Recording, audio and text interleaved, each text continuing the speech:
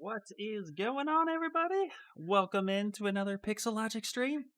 I am Ian, aka IR Sculpts, as some of you know me. I make toys, stuff for 3D printing, and I love sculpting, especially in ZBrush. What is going on, Lin Nom? So excited? Yes, I am too, because as you can see, I have a blank canvas today. Something really cool is happening. Snickles, Kamara, Carbon 44444. What is happening? All right, guys.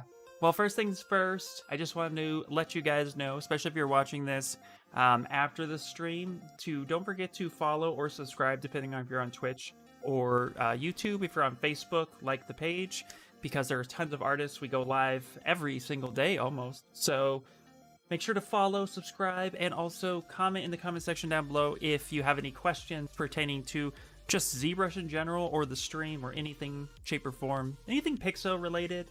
Feel free to comment or even reach out to Pixologic support.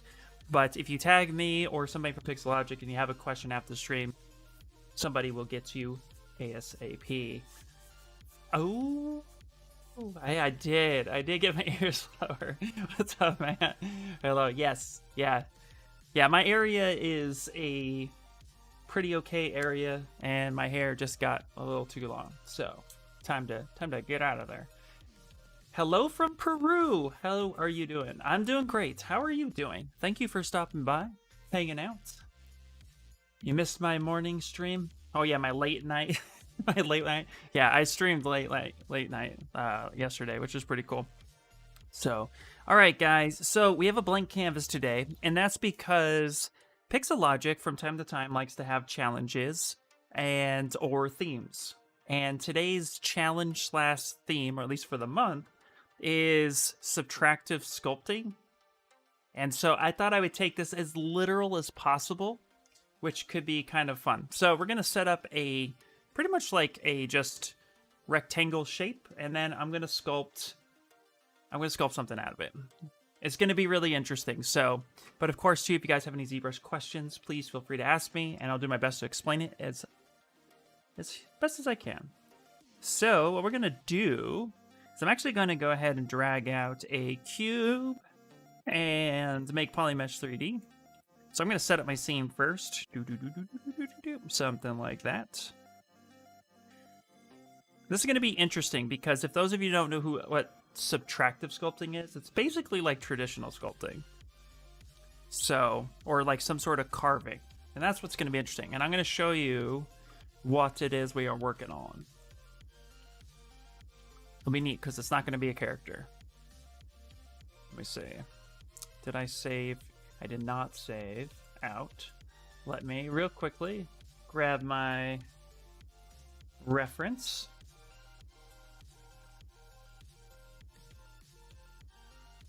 All right. I think you guys will like this one. Make me want to do some good old-fashioned wood carving. Yeah, actually, that's what I'm the most intrigued about this challenge. So, I'm really excited. Ooh, fresh cut. Yeah, got just today. So, it's a little bit of father-son bonding time too, which is cool. All right, so we have our cube, and what I'm going to do is actually I'm going to set this to be Dynamesh, and I have a plugin that is free, Dynamesh Master. I use it a lot.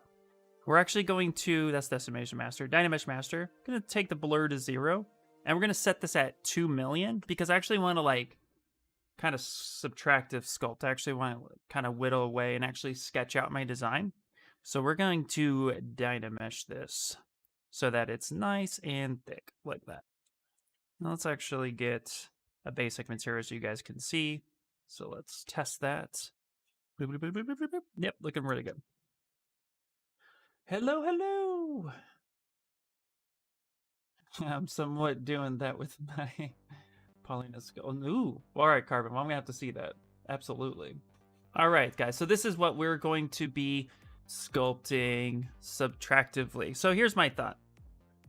Those of you who are Zelda fans out there, this is what we're doing. A little bit of some fan art tribute of the Master Sword in the pedestal, which I thought would be pretty cool. So give us a nice hard surface, and also some nice rocky, kind of stonish textures. My plan for this is to spend today subtractive sculpting it and getting it as close as possible. Might do a couple cheats here and there. So the rules are we can add as long as we don't exceed the bounding box. I am going to try to stay away from that as much as possible, but I thought I'm going to sculpt everything out of it as best I can. Then in the next stream or two, we'll refine it. Hello from Brazil. Hello. Luis, welcome in, welcome in. Hey man, I started on ZBrush, has more or less 1 month, and learned a lot with you. Thanks for the tips here. Absolutely. You are so welcome. Thank you for stopping in and hanging out. And feel free to keep asking those questions. All right. So, yeah. So that's the plan. Master Source out. So we're just going to get into it. But what I am going to do, I'm going to show you how my thought of approaching it. Kind of how you would traditionally, I guess. So I'm actually going to make sure I save this image. Save as. I already did that on the desktop. Never mind. Bloop. Just go ahead and end that then.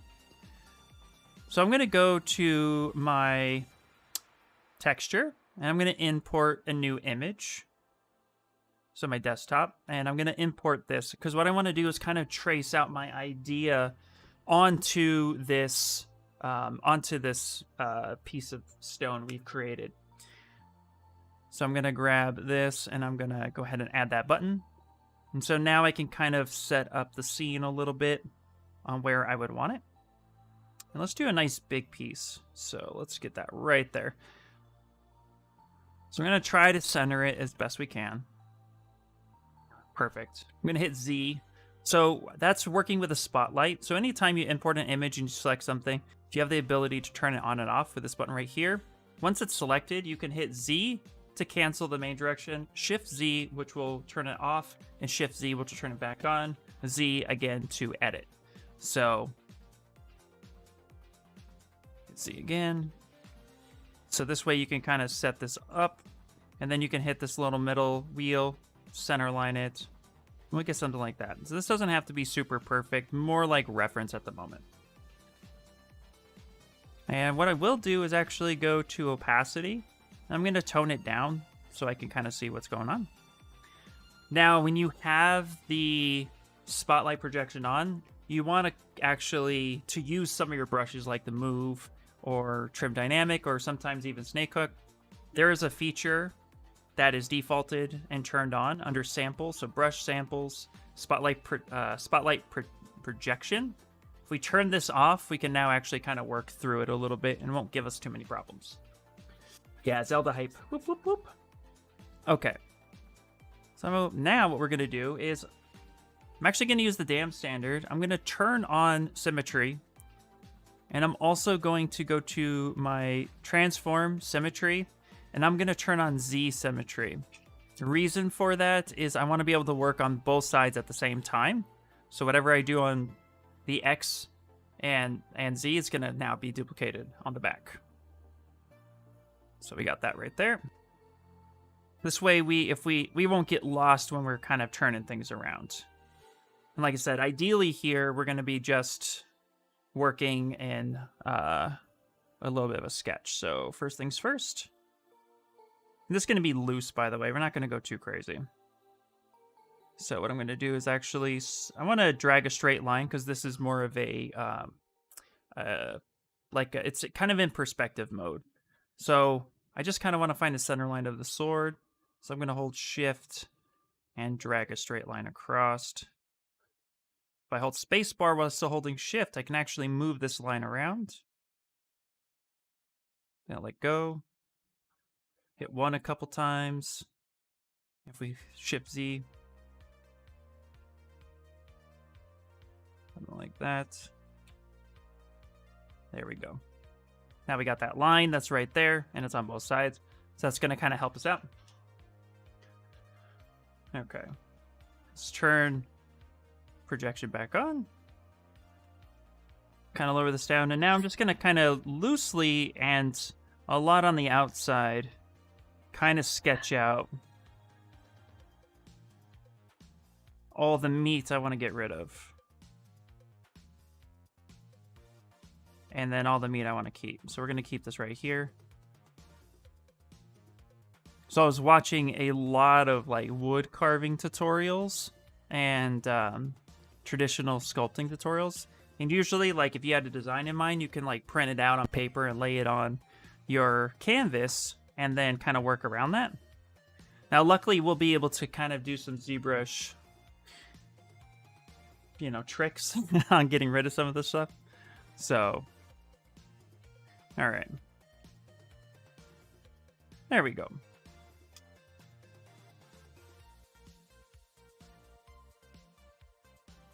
Okay. We're going to also kind of come across here just a little bit, just so we have a good base to work with. And there we go. All right. Now, of course, the Master Sword is a pretty thin sword. So, I mean, you know, it's a blade and handle and stuff. So it's obviously a lot thinner than this. So now we're going to kind of do some ZBrush trickery. So I'm actually going to use these lines now. I'm going to mask off this portion right here. And so, like I said, the spirit of the challenge is to subtract only, which is going to be fun. So we'll see what we can do. Soften that up a little bit. Let's kind of get that right there. Okay. I should actually mask that off. There we go. Because what we're going to do is actually see if we can squeeze in some of this material. Now we start subtracting. Let's save as before we get too into it.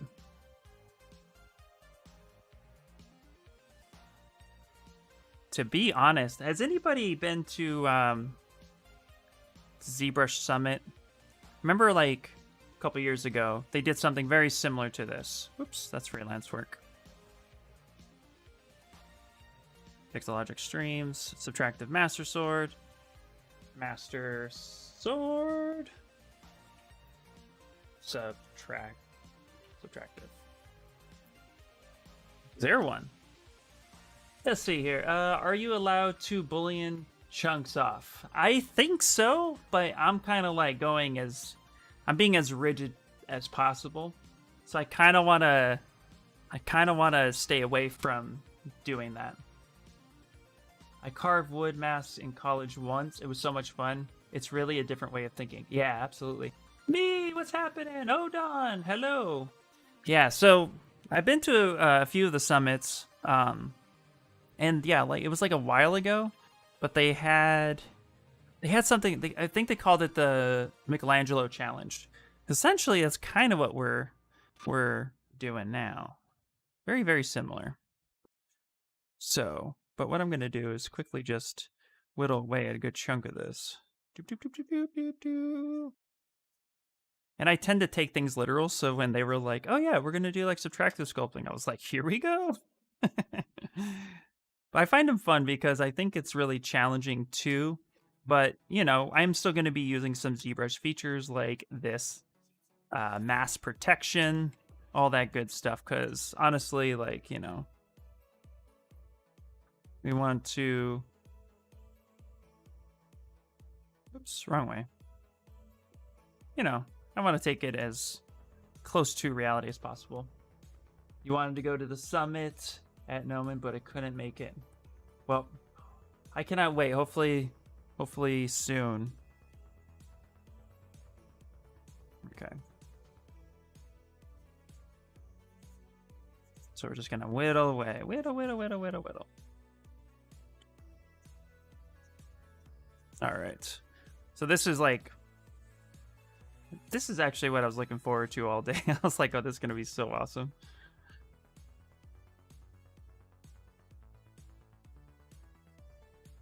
Like, I feel like the setup is going to be extremely fast, and then all of a sudden it's going to, like, slow way down. Is it hard to learn how to sculpt? I guess that really just depends on your... perspective. My answer is anybody can draw, anybody can sculpt. It's just a matter of how much time you want to devote to it. So I think anybody can learn anything when you devote enough time to that craft. So no, I don't think it's hard to sculpt. I think sometimes it's just inherently hard to find time to learn a new thing. I'll give you an example. Like, I desperately want to learn a new language, and I've spoken about wanting to speak Japanese for a long time, and I've tried little things, but I have like no time to like devote to it. So I find the language kind of hard and daunting, but in reality, I think it's just a matter of not having enough time. So I think if you are able to see about even just devoting a few minutes a day to it, you might be surprised how much you pick up.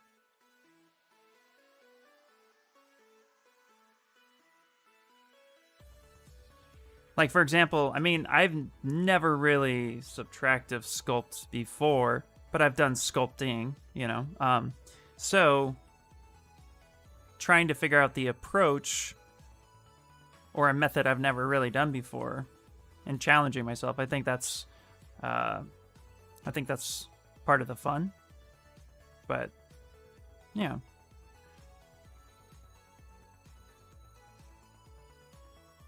Okay. Getting close to our original drawing. Yeah. So you can see I'm working symmetrically on, like I said, on X and Y. I'm sorry, X and Z. There we go. Now we can kind of refine some of this.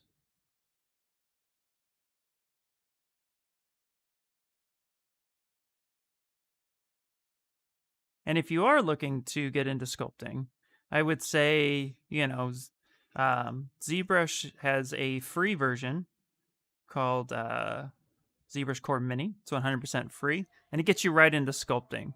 I know the UI can be a little intimidating sometimes, especially for beginners. So it's a great way to just get your hands on into just practicing how to sculpt. So if you're looking to start, that is one way to do it. Really, really easy. I think even just coming to these streams, you'll find you're learning more than you might expect and will be completely at zero once you pick up the software. Absolutely. Yeah. Absolutely. Okay. So what we're going to do now is I kind of want to shape out the pedestal itself. So I'm going to kind of mask off this area. But I need that triangular shape, so I'm going to turn Z off for a second.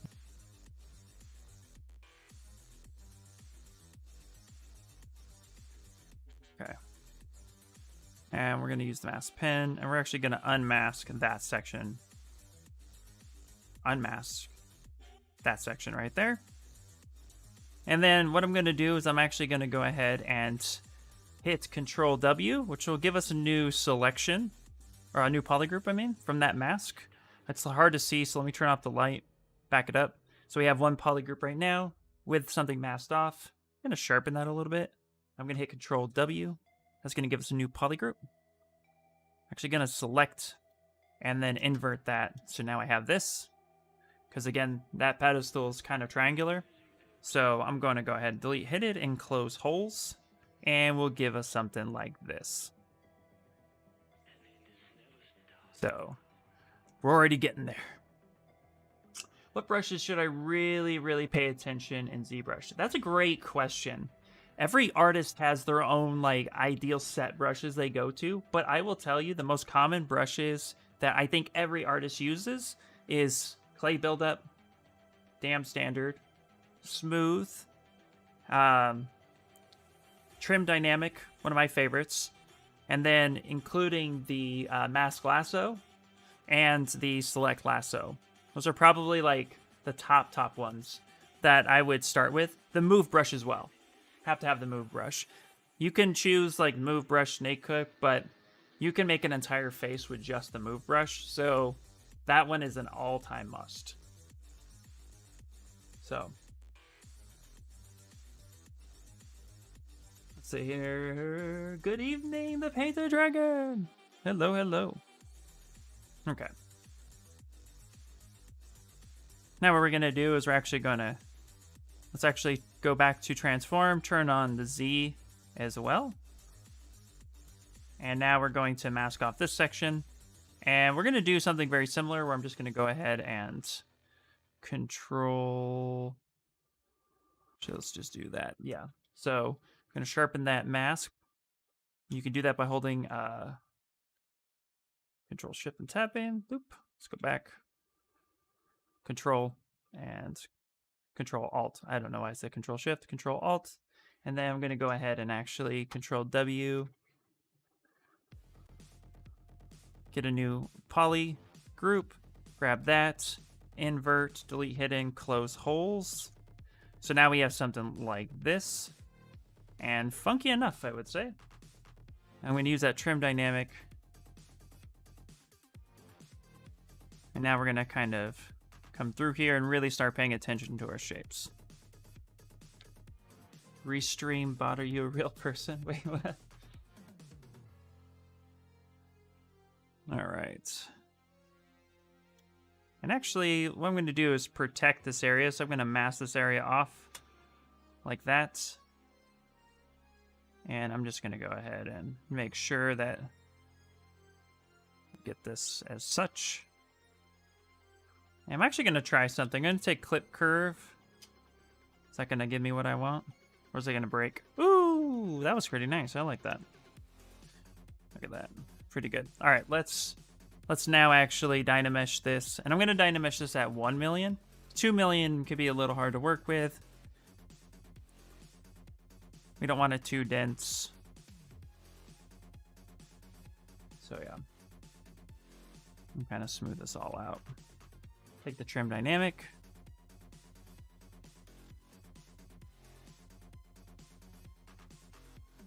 There we go.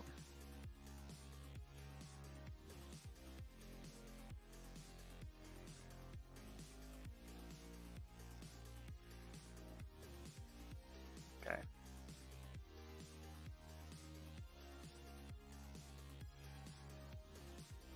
Okay, now what I need to do is actually turn off Z. So when I'm working on the sword, I'm going to want to use Z symmetry, but when I'm working on the pedestal itself, I'm going to want to work on just X. There we go.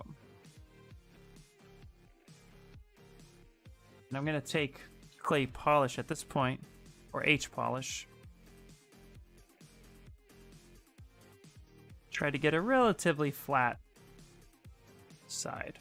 And what we can do as well is turn on back face mask so we don't accidentally polish the undercarriage here. And we can even go to depth and play with that if we need to. I don't think we will. We're just doing a light clean. There we go. Back face mask on, it's hard to hit those edges. So we'll turn that down. Use trim dynamic, so BTD.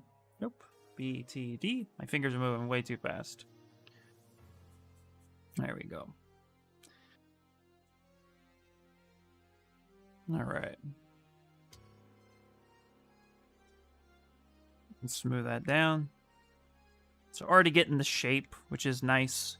A lot of times you just want to work with the silhouette as much as possible. That way you can kind of get a better idea of what you're working for. All right, let me get some of that drink. Whoop, whoop. Oh, man, sparks. Sorry, I did not say hello earlier. Just realized all the way at the top. Welcome in, welcome in. There we go. Now what's going to be really cool is actually having a little bit of like asymmetrical feel to it. Like it's not going to be perfect, and I'm pretty excited about that actually. Okay. Okay. Now what I'm going to want to do is actually start getting in like some ideal details. Maybe I'll want to get like the thickness of the handle. So this is where we can either try to gather some more reference, or we can just kind of estimate the, you know, the width of the blade and stuff. But I'm going to try to see if I can find some, I call it out a character sheet. So a lot of times if you're looking for reference, if you go to Google and type in character sheet after the item you're looking for, if you know it's a character, a lot of times you'll get something that looks like this, which give you a nice kind of breakdown. And more specifically, I am looking for this right here, which gives me the width and the height and the width, height, and thickness of the sword. So that's a little research trick. Just type in like whatever character with character sheet. Same with anatomy. If you're looking for specific anatomy, it's helpful sometimes to just say, hey, you know, I'm looking for, you know, human anatomy, cat anatomy, dragon, etc., etc.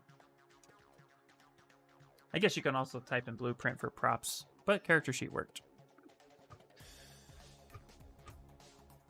And what we're going to do is go to texture, and same thing. What I'm actually going to do is hit Z to bring up the spotlight. And there's a little X down here, which will delete your current spotlight. Go up to texture, import, go to wherever you downloaded it, and open it up. Texture, select it, and hit that plus minus. Now we have this.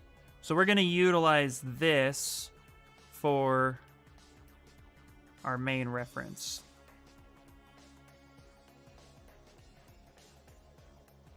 There we go. So we'll kind of bring this down a little bit.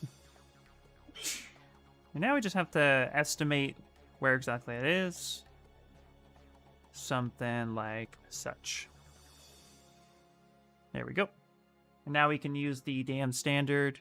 Let's go back to using symmetry on both X and Z. So now we can carve both sides at the same time. And again, we're just going to go for kind of a loose interpretation of where it should be.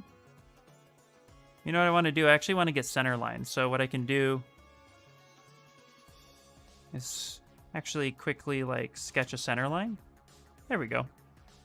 Then I can actually hit Z and kind of line this up to the center line as much as possible. There we go. And I'm actually going to lower my intensity. And now I'm going to sculpt a line on where this should be. And then I'll use this as more visual reference after which. So something like that. Because again, we're just trying to get to the closest shape as possible before we start detailing, which is still a long way away. All right, hit Shift Z, which will hide it. There we go. And we're just gonna go ahead and grab our mask lasso and kind of get around here like such. Bloop. Sharpen that up. Control W, get a different shape. Actually, let's hit Control W on everything. Blah, blah, blah, blah, blah, blah, blah, blah, blah. There we go. Control W on that. Actually, you know what? Let's make sure right there.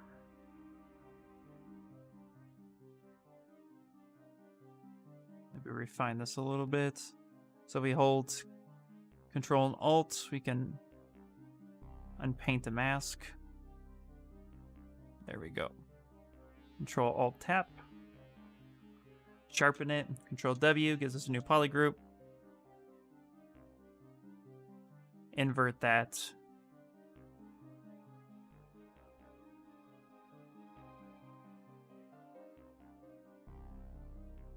Yeah, that should work. Let's see what happens. Delete hidden, close holes. There we go. Okay. Now I'm going to hit this one more time, and now we're going to go ahead and use... Same thing, we're going to try to get the center as much as possible. Just like that. Now if we hold, and then let's go here. Now we're going to get the width of the blade, but we want to blow this up.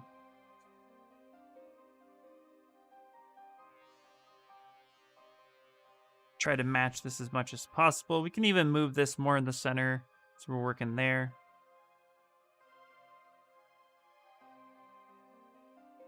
There we go. Now we're going to get a little bit more... what's the word I'm looking for? We're going to get a little bit more organized, a little bit more detailed. And actually, let's back that up. I'm having a hard time drawing, so we need to re-dynamesh it. I didn't understand anything. So basically, I'm trying to find the shapes right now. So because we're doing subtractive sculpting, I'm basically using this image as a guide to then try to get the shapes of the sword, so the thickness, the width, as much as possible. And I'm kind of just now getting a little bit more refined. So as I get closer to the actual shapes, that's when I want to start considering detail. So I'm actually going to start really sketching out where this all is, and we'll take it as close as possible.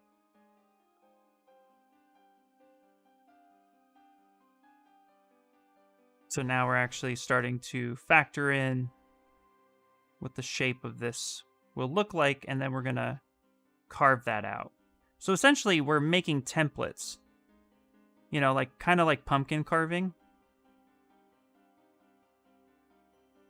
where we end up making a template, we draw that shape out, and then we whittle that out.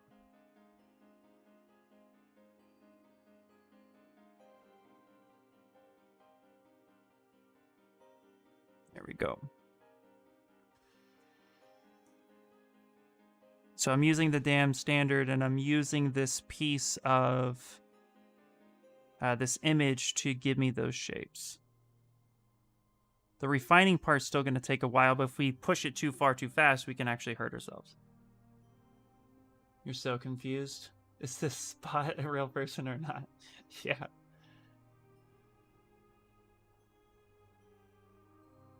Yeah, so if you are on... So if you're seeing Twitch bots, that's what's happening. Can I do the same with ZModeler? Yeah, I mean, I guess essentially you could if you were to box model this, but the challenge is subtractive sculpting. So more traditionalized sculpting. So you see here now, I use that shape and I kind of carved this shape out a little bit. Now we get to go in there and just kind of sketch to our lines a little bit. Why is Vegeta's head chilling on the top right? That's my cam view. That's how I know what direction I'm at. ZBrush usually has different cam views. So if you go to Preference, Cam View, and you hit Next, you're usually used to seeing something like this. This is your cam view. Usually tells you the direction. And I made a custom one. That is Vegeta's head. And he just watches me very aggressively. Do I have a tut on YouTube teaching those tools? I do, yes. My YouTube channel is relatively new as far as ZBrush tutorials, but it is definitely a huge work in progress, and I have a lot of tutorials on there so far describing some of the stuff. So if you go to my link tree and then go to my YouTube channel, you can see tutorials that are there, and I'm starting to post a little bit more actively. It's just been busy with work and stuff. Not a problem. Forgot about that feature. Yeah, it's a good feature. I follow the IG for a while. Good work, man. I wish I could do this. Dude, Steve-O, you can totally do this, man. You come to the right place. Thank you so much for your kind words. So in today's, for those who are just tuning in now, this is subtractive sculpting. So this is more geared towards traditional sculpting. Is there a situation where subtractive model from geometric shapes and adding as you model? Oh, like, is there a benefit for why you would do this? Besides challenging yourself in ZBrush, if I was doing this for a job, no, there's no benefit to this. However, it's great practice if you are like trying to do like, if you do want to practice for real subtractive sculpting, you can get a general idea of how to approach it, I guess. But this was more of just the challenge that Pixologic threw out, and I take these challenges. I welcome them. I just hug them with open arms. Thank you for the link, no problem. Am a step close to sculpt my waifu. Yeah, do it. Nice. Okay. Oh, you got the question even though I missed the chunk? Yeah. So yeah, I wouldn't say this is more practical as far as like work situation, but I would say it's really good practice because it challenges you. And it's kind of fun. At the end of the day, it's just fun. Yeah. So I'm going to be taking some of the lasso to get rid of a good chunk of this. That's what I meant by using the ZBrush cheats. You know, I want to get I want to get to this as much as possible. All right. What I would say, actually, if I had to pull a lesson out of this, what actually might make it practical to try this is you are more careful with how you approach things, I think. I think at the end of the day, you would probably see a little bit more clay buildup, BCB. I think you'll be a little bit more careful and not rush into the details because you have to make sure you leave yourself enough material.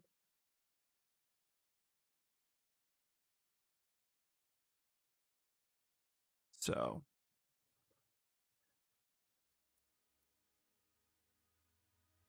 but yeah, I thought it'd be really, really cool. Cool. So subtractive challenge is a good challenge to get your head into the tools. Yeah, absolutely.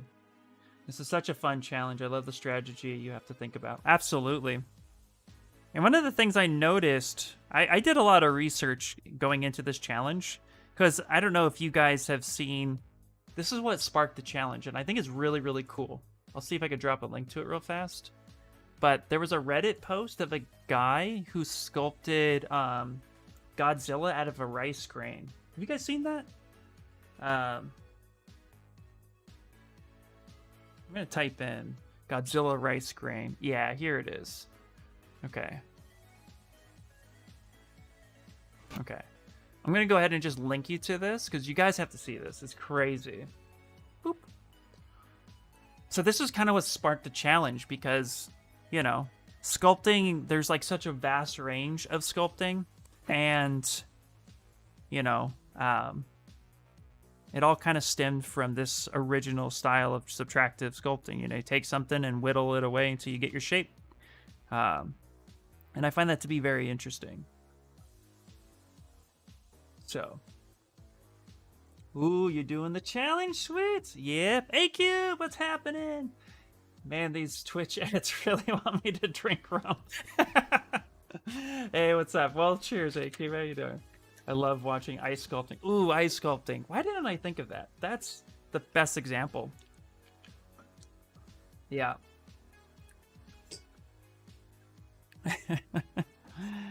How you doing, A-Cube?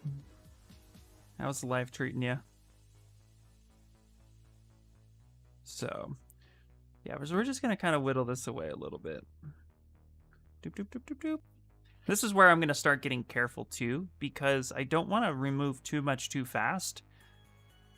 And what I would say this challenge could grant you a little bit, I know when I started sculpting, I lacked patience.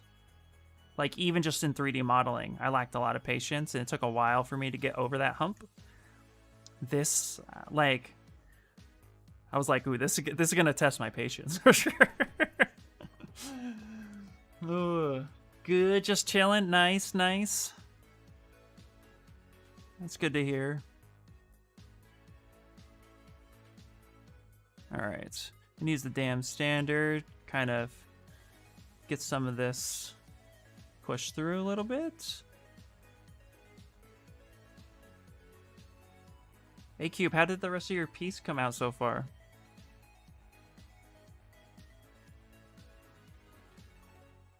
There we go. And you guys all know A-Cube, right? I shouldn't have to. Go follow her if you don't.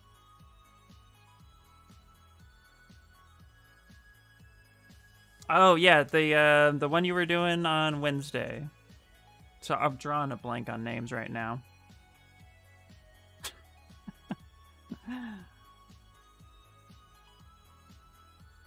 My brain is like on overload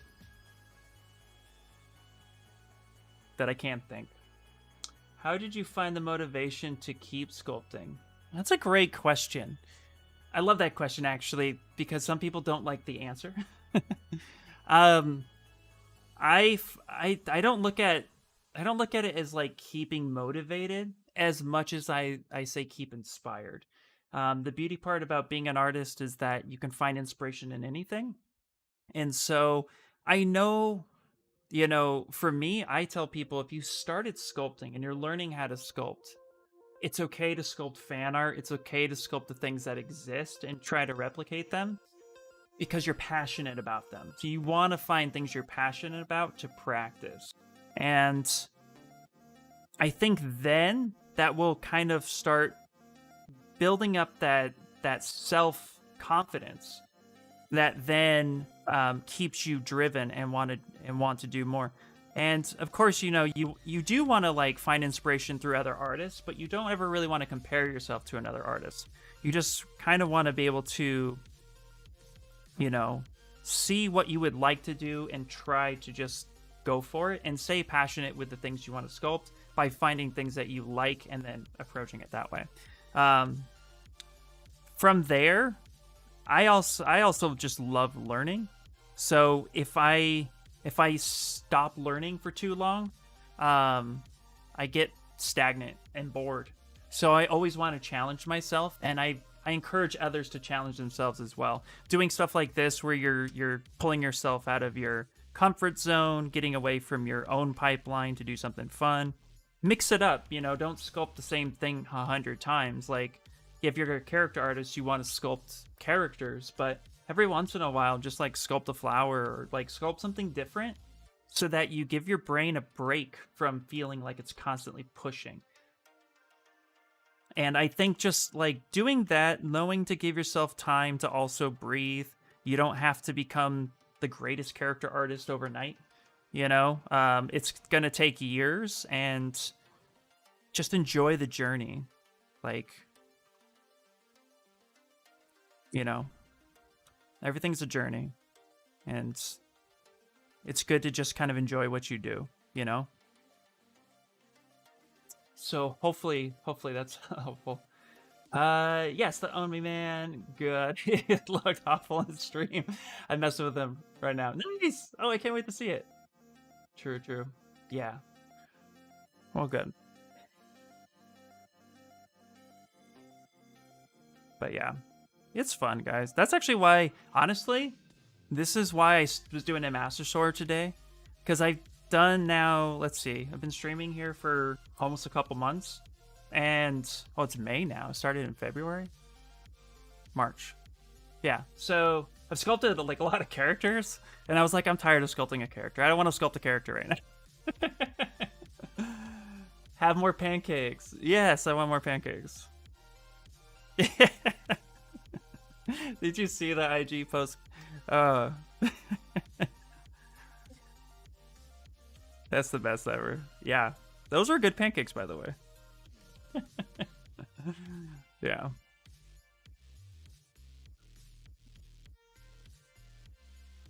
We could tell. Yeah. Oh. But yeah. All right. Okay, so I am getting the shape that I want. It's starting to show up, and I'm feeling confident about it, but I'm gonna save because you guys know it happens. Things happen, and then you can't save anymore. All right. So this is why I used this image and kind of used it as a template to chase, not chase, but trace kind of a little bit of the shape that I want. What's going to be really interesting is actually getting in all those little details. I'm going to start rounding this a little bit.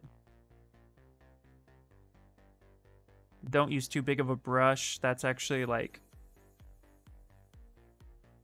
It's actually one of my biggest downfalls early on is like, just want to brush, and then, yeah. Man, I can't type to that. It's okay. I feel like half the time I can't speak correctly, so don't feel bad. I'd love to see you do some scenery or, yeah, scenery sculpting in the near future. You know what? Yeah. I think that'd be really, really cool. It's something that I've wanted to dabble in a little bit. Okay. Fun part is going to be getting this blade nice and straight. So let's focus in on that a little bit. So I'm going to use the damn standard, and we're going to kind of just like start creating a little spot here. Boop. Gives us an idea of where that's going to be.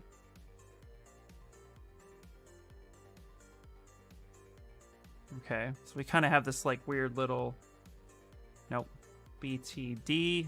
I hit keyboard so fast that I hit T accidentally before anything else, and it asked me if I want to switch every time. All right, so let's protect this bottom part as I whittle away at what's going on here.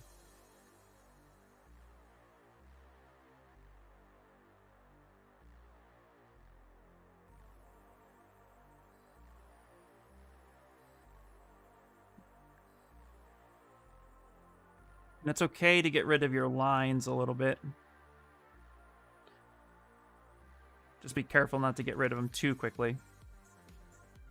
Why not just slice off all the extra? Actually, I'm starting to be a little bit more careful, and I get a little bit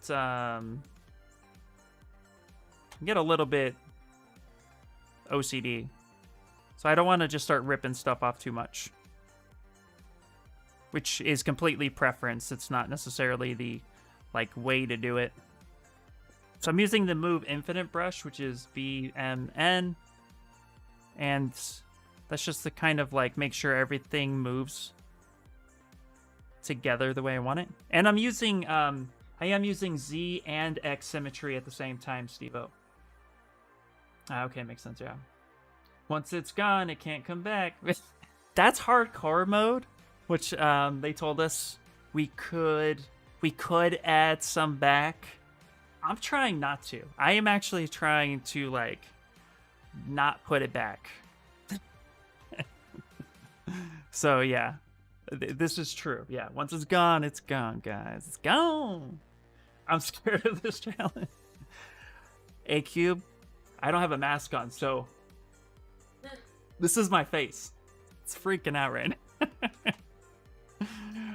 I'm even gonna save a second sub tool. But I love them. I think it's great. Also, too, just real quick, if there's any moms here, happy Mother's Day.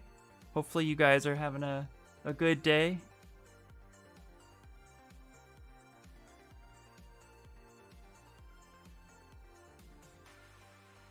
I'm going to go ahead and just kind of protect this area as I push this in. Like that. You're welcome. Bloop. Whoops, not that way. I didn't want to go that way. I want to go this way. Like this. Bloop. All right, and so this is where, now remember, the mask is only going to protect the surface part of your sculpt. Like, you can actually sculpt past it on the inside. Like, you can actually go beyond plus ultra. So I'm kind of just now using this as a guide to make sure I don't go too far too quickly.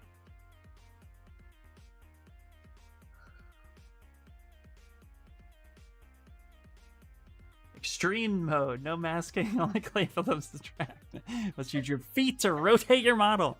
Oh man, okay, yeah. I bow out of that one.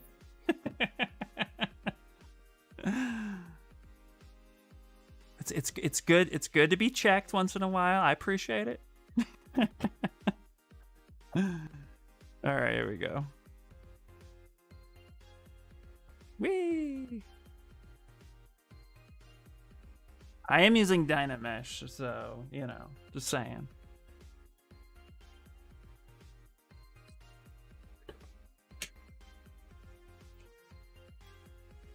Okay.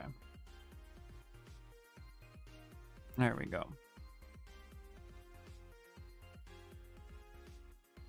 Okay, more of the same. Actually, you know what?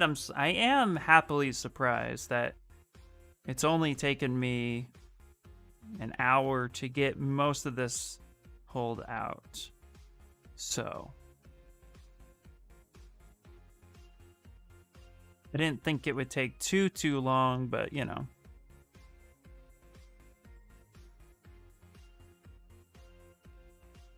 Life happens. I can see Kyle rubbing his hands together. Get that for the next month. Yes. Absolutely. All right. Oh yeah. Honestly, when I read the challenge, I was like, this is gonna be fun and scary. All right, so you know what? I'm using the move brush though. It's happening.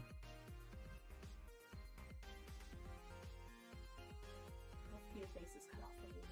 Oh no, you're fine. Okay. Let's go transform. Let's take off the Z. Now we're working on just X. I mean, actually, I think I'm going to be cutting that down, so it doesn't really matter. Okay. I will be you know, sculpting the flower, the princess flower. I will be doing that.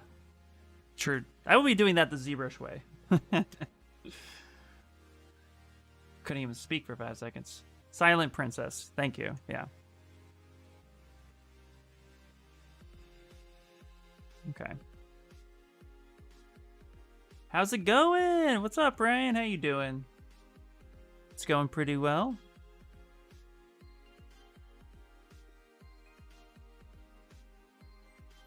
Doing subtractive sculpting.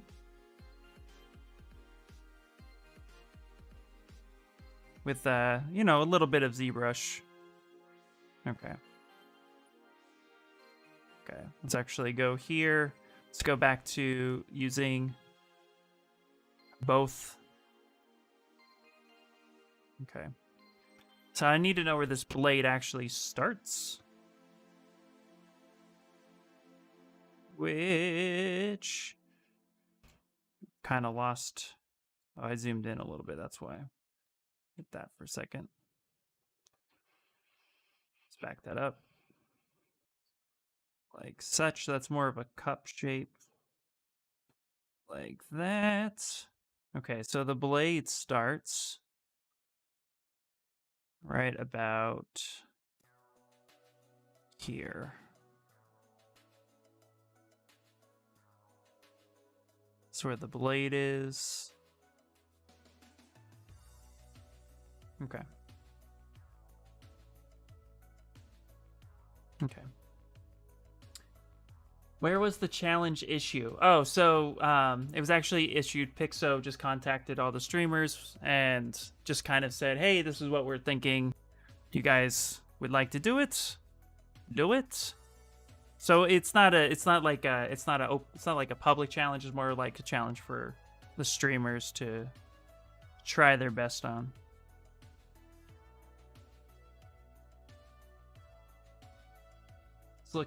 It's going. Things looking good. Thanks, man. Thank you. There we go.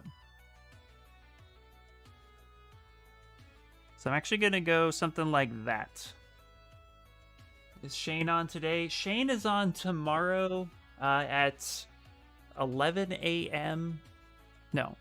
Yes, 11 a.m. Pacific Standard Time.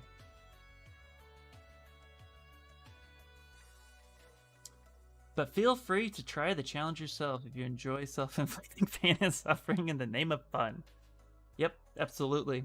I couldn't have said it better myself. Any tip to get used to ZBrush quickly besides practicing a lot? Yes, actually, the biggest tip to get used to the ZBrush is actually use the control function.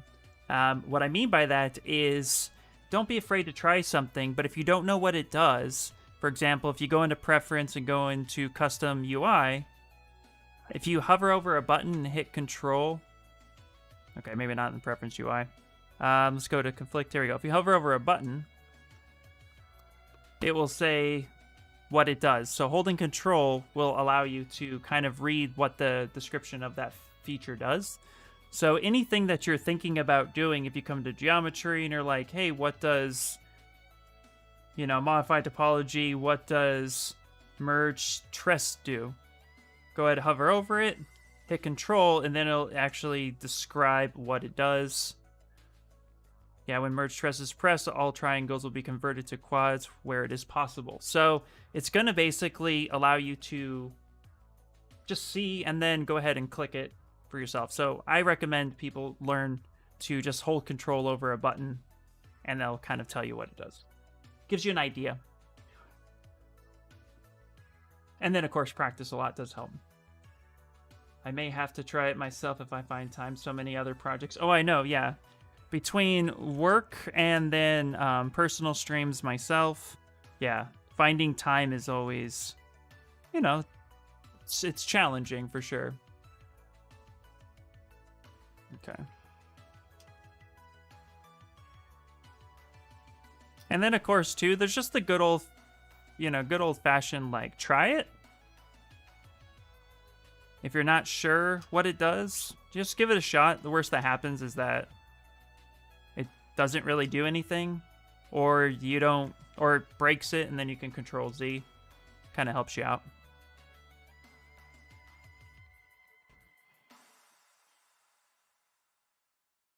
There we go. I'm using the clip curve. Kind of come in and kind of clip some of that shape off. I'm going to go ahead and re-dynamesh this so I have decent topology to work with. This is where things are going to start getting really interesting because now we're working on some very important details. And we're keeping this still pretty loose, so I'm going to move away from the blade and actually start working on the handle a little bit. Let's see. Unfortunately for me, I have too much time, not enough work. I have been there, absolutely. Cool. I like that they are connecting you guys together in that way. Yeah, it's pretty cool. You are so welcome. Let's see. Little late to the party. Did you get a haircut? I did. Yeah, I did get a haircut. Yeah, it's pretty nice. Numbers are down, things are opening up a little bit, but still using caution. But yeah, the craziness had to go. Do you Maya model before you do higher detail in ZBrush? You can. Yeah, you can bring other mesh, other models over into ZBrush to work on. It happens all the time. Doesn't have to specifically be any particular program. Okay. All right. I did realize I might have made a mistake. Meaning this is probably supposed to be round, so I'm going to see what kind of shape I can get out of this.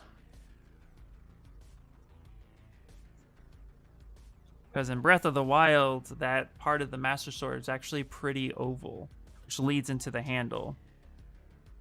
And so I might have to add a little bit. It's just might have to happen. Gotta get some cement and mix it up. I am making from Subtractive Sculpting the Master Sword in the pedestal. And the challenge this month is to do subtractive sculpting, like traditional, like ice carving, wood carving, marbles carving, all that good stuff. All right, clay buildup. Let's actually drop this.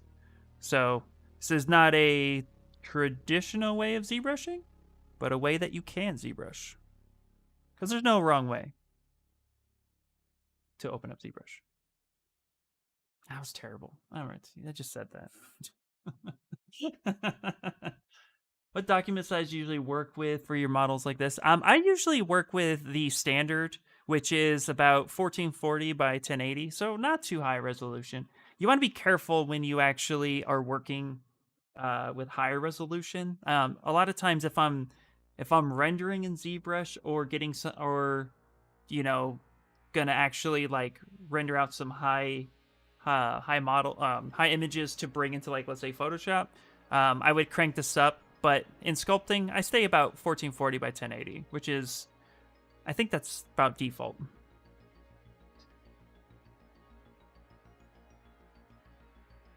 No. Yep.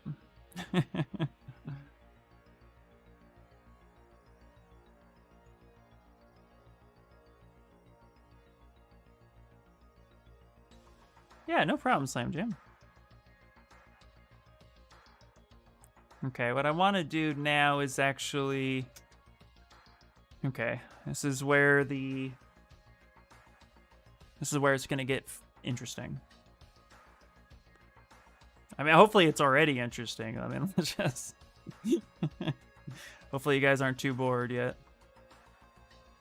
Alright, now I'm going to start adding in some other things in here.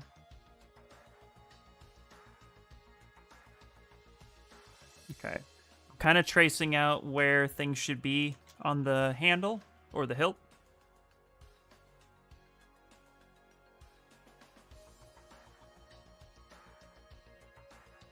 There we go. Kind of come up like that. So actually all of this material has to go. Recently bought the Hyrule 22 Plus. Love it for ZBrush. Nice. Very nice. I'm using XP Pen.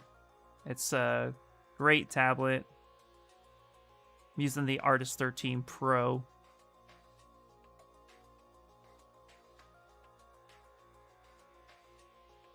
Okay, maybe I didn't mess up too much. Like, the more I'm taking away, the more I'm realizing that I think I might have preserved enough material. But I definitely got to keep dynameshing a little bit to give me what I need. Uncle Jesse, what is happening, dude? Hello, hello, my friend. Welcome in.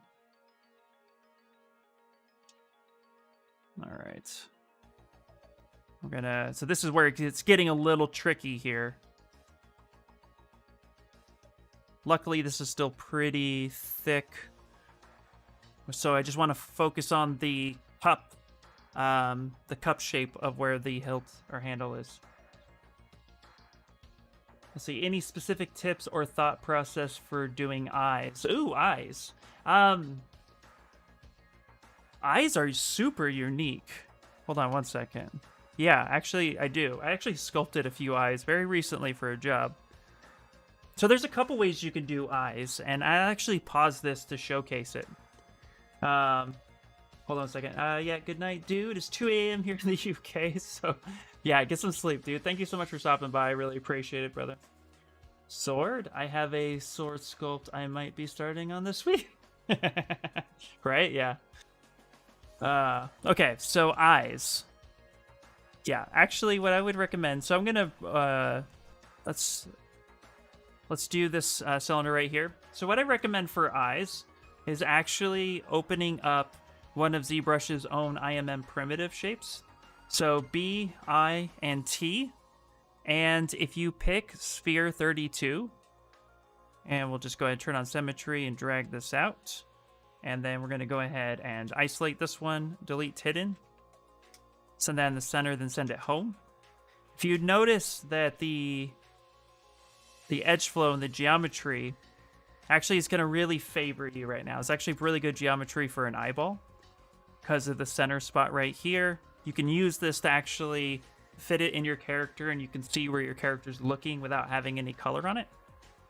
But for eyes in particular, you could do a couple things. You can go ahead and actually just use a simple paint job. So I'm going to duplicate this real quick, hit solo, and then you're going to want to subdivide this up a few times.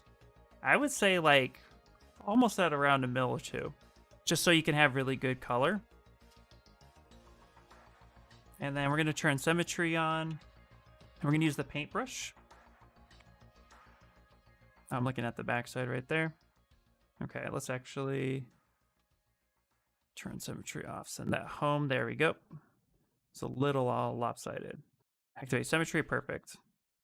Actually, let's not do symmetry. Sorry, I lied to you. We're not going to do symmetry. And what we're going to do is actually, just with a paintbrush, we're going to pick white. Go ahead and go to color and fill objects. So now we have this whole thing that is just white. And then you want to start with the darkest color. So we're going to go ahead and just kind of start painting black. Not true black, but close enough to it. Just kind of in the center a little bit. You don't have to get perfect, you know, something like that. If you want to have a perfect circle, open up your hit control, open up the brush, and there is a mask perfect circle in which you can actually go ahead and mask out a certain spot. Let's say something like that. Invert that, then you can paint that, and you have that there. What I recommend if you do use the mask, soften the mask a little bit, because eyes, when you look really close at an eyeball, eyes can be a little soft. It has like a slight blur to them. They're not super sharp typically. So we can go ahead and paint that, and you can see that from afar that would look pretty sharp. But as you zoom in, you have like a nice little fall off. And then if you just kind of want to get like a nice nice color to them, then just go ahead, your next color, pick something like, let's do blue eyes. Right? And we're going to use that perfect circle again if we want. Kind of line that up. And what we're going to do is try to leave a little bit of black on the outside. And you can actually then paint your main color. You can even soften this a bit. You can get something like this. Even lower the color RGB so you're not painting too fast. Look at something like that a little bit. And then what I recommend from here, once you got your main base color, is get a darker color and actually go back and forth. And you're building a gradation. You can go a little darker than that. And then switch and maybe get a lighter version of that color. Maybe a little lighter than that. And you can get like a little bit of a gradation happening. Depends too on the eye that you want. If you want a really realistic eye, then I could show you that one as well. But for tutorial purposes, we'll kind of do something like this.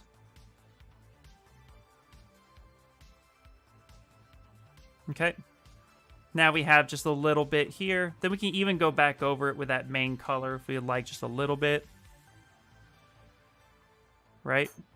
Just to kind of get a little bit more of that neutral look. And then go back to, this is where true black would be okay. Mask off your iris, or your pupil. Right there in the center. Soften that.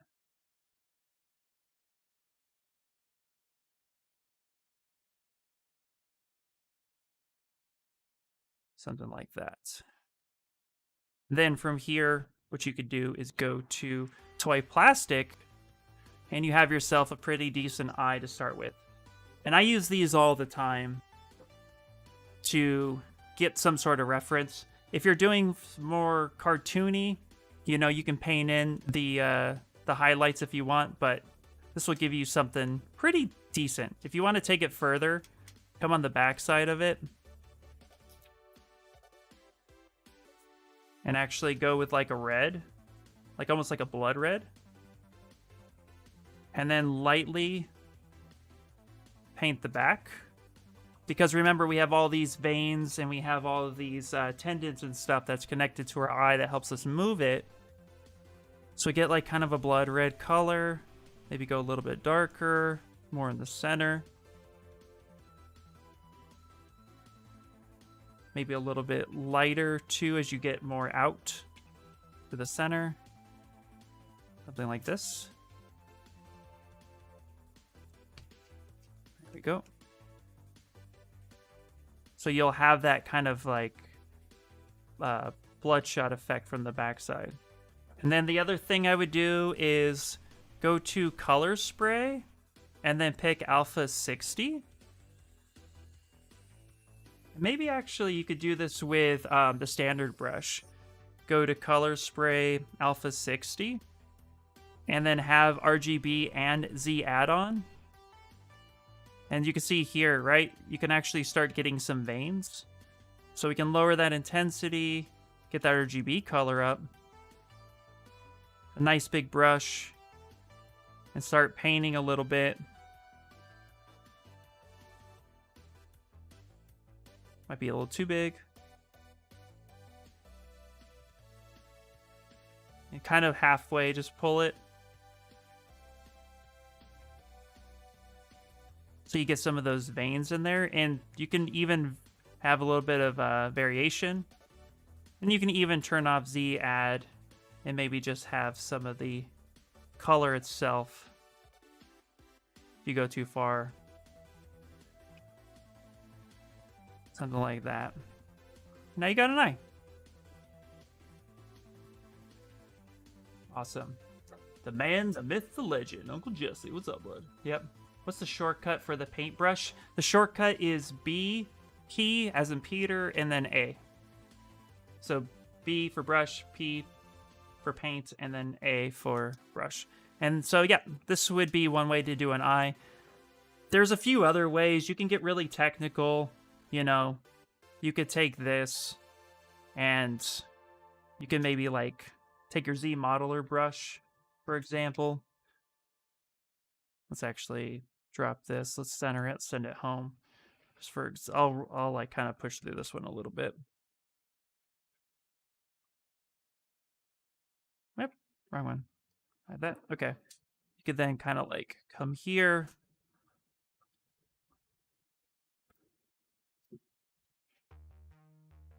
Hold on a second. Actually, let's take a basic mask here. You take this mask here, soften that a little bit. Move that in the center. You could push this back in. Maybe don't soften it. There you go. You can actually push this in a little bit like this. Right? So you have this in here. Then you can end up subdividing a few times. So you end up getting kind of the shape. Maybe just push it back a little bit. Just keep it nice and soft. If you wanted more of a realistic eye, and then from there, start approaching it very similar to this. Block out your shapes, get your colors in there. But then what you could do is when you have some pretty decent subdivision, you can actually come around and get like the in the iris, you have like these little veins. I'm like really just cutting through this pretty quickly.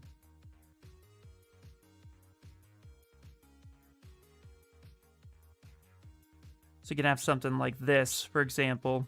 So I'll show you what I mean. Let me pull up an image just for a quick reference. And that's really what you want to do, is use like reference. So if you look at the human eye,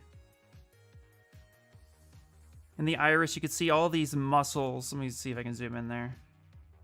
So you can see all of these are like muscles that move to help contract the pupil, open it, close it. So the iris has just so many different muscles in there that actually open and close. So so you can actually kind of sculpt in this detail. You can kind of see that like off color, almost white, kind of weird star like burning shape.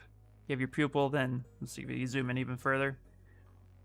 So you're kind of trying to replicate that, and you can lift that up, and then you can actually go ahead and sculpt that detail in, giving you a little bit more realism, but that would take a long time. I actually did an eye like that, and it took a few hours to do it right, but you can then get that shape, and still using this as your base for what an eye is, you're just basically now adding that in. So instead of relying on paint, you're actually relying on actual geometry to do so.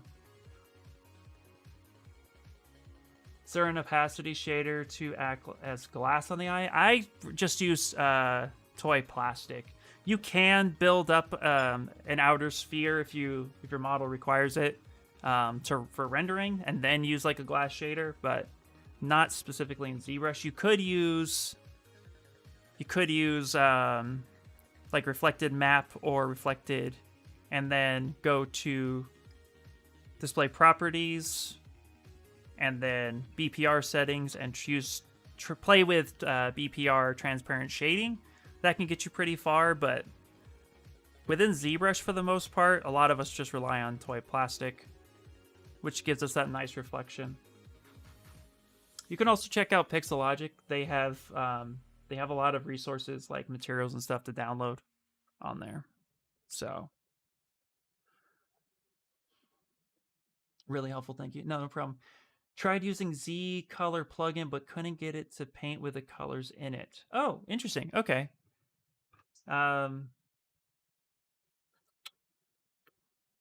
Okay. So let's say so let's go to plugin.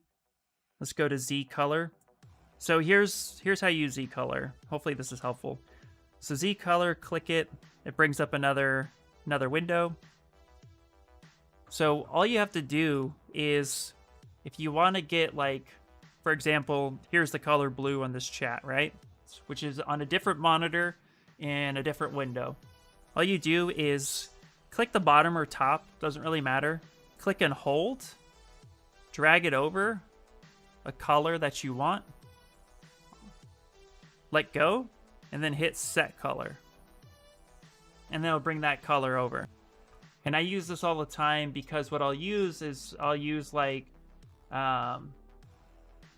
was it color.adobe or something like that for color references all the time. Or I'll get like a color swatch, and then I'll just like drag, and then I'll bring that over, and I'll pick that, and then you hit set color. You have to hit set color. If you don't hit set color, then it's not going to apply directly to your color palette. So again, top or bottom, come over, pick a color, hit set color, and then notice too, like notice down here at the swatch that you have, if you pick a different color, it's actually going to give you complementary colors, color gradients, and different variations here. So you can really customize kind of your own swatch template to work off of based on those colors. It wasn't working yesterday. Well, I'm glad it's working now. Yay, perfect. So remember, just hit set color. I've done that where like I picked a color and I was like, okay, great, perfect, and then I closed it and then nothing happened. So I'm glad it's working today. That's always good.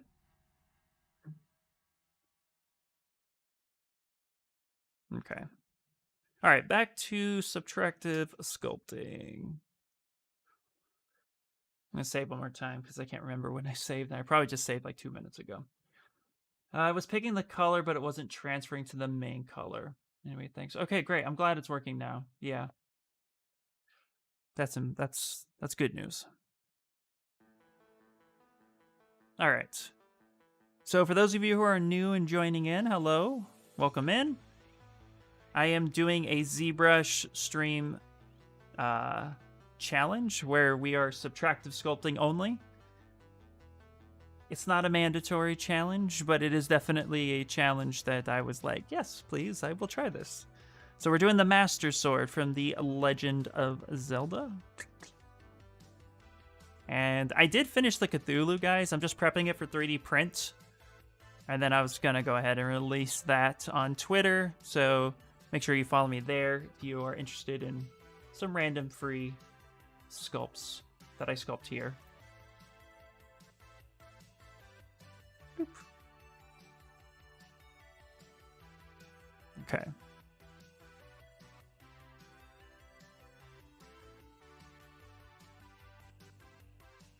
Kind of trying to get the shape of this going right. I'm going to use the damn standard, actually, to kind of dig out some of this.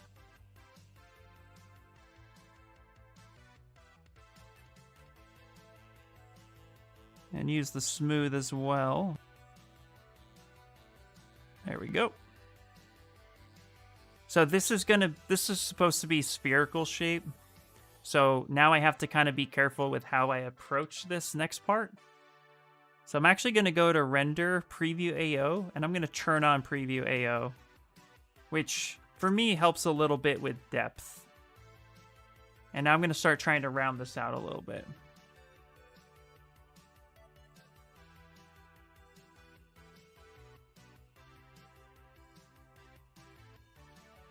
And I am being very cautious. I'm taking my time with just how much I actually want to get this detail right. I already have a feeling I'm going to have to add a little bit of clay right here.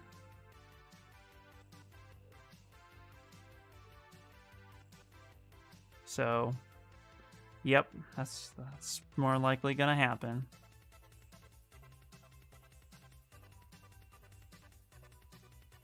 And I'm actually going to lower intensity pretty low, so I don't take too much off at once.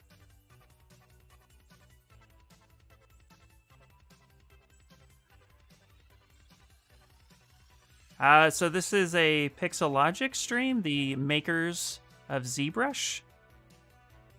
And so we're going to keep it to that topic here today. But if you are curious on my thoughts on other programs, you can follow me. I live stream at least once a week, every Wednesdays at 7 a.m. Pacific Standard Time.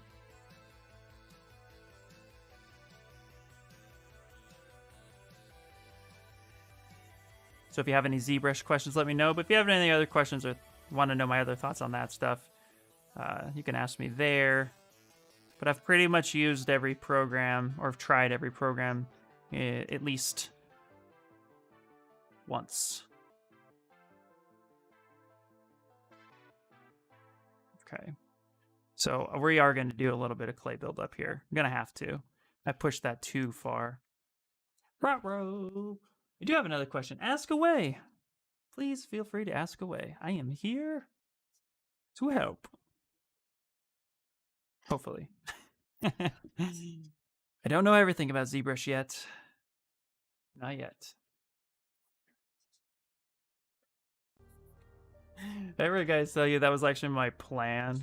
Like when I got really into like ZBrush, like I made it like a goal, like it's like a personal goal that I'm going to try to learn as much of ZBrush as I can. But I feel like I've only known 5% of this program. Let's see. Which scenarios would you use the polish, deformations, polish by features, crisp edge? That's a great question. Thank you so much.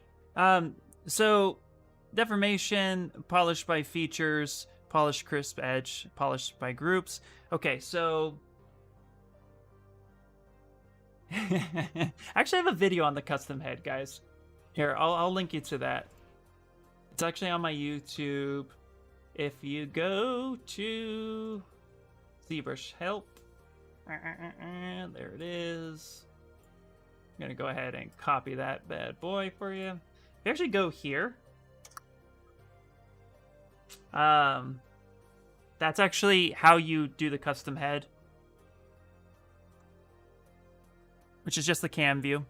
Okay, so to answer your question, which scenarios would you use polish deformations, polish by features? So polish by features, polish by groups.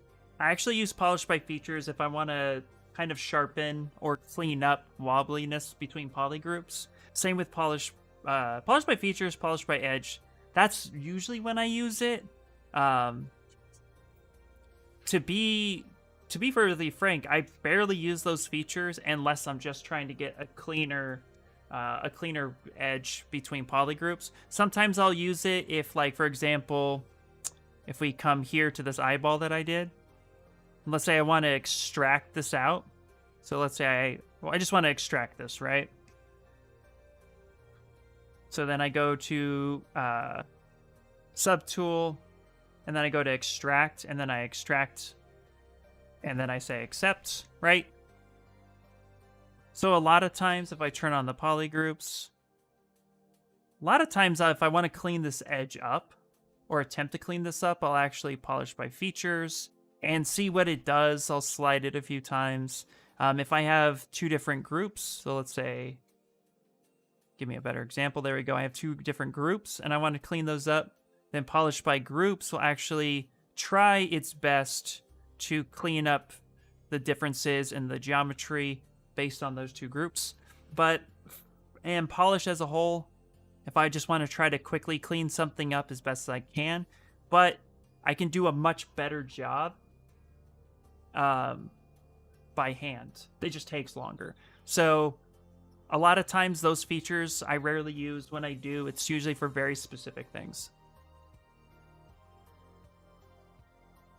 Me learns 5% of ZBrush. Pixologic adds 5% more features. Yeah. I know, man. I know.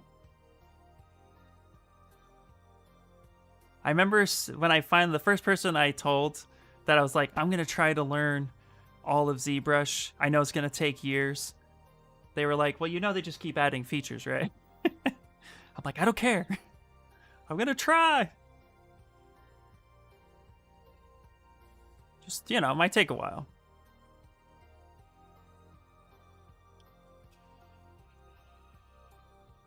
Okay.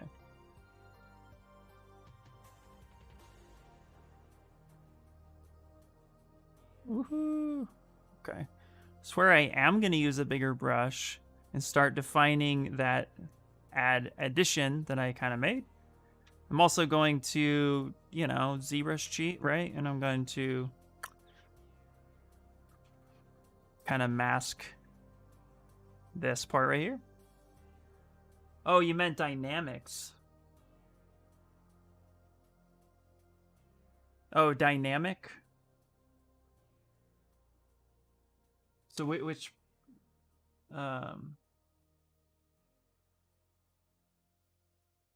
sorry. Okay. Which part of dynamics are you would you say you're trying to learn? So I want to make sure I understand your question correctly.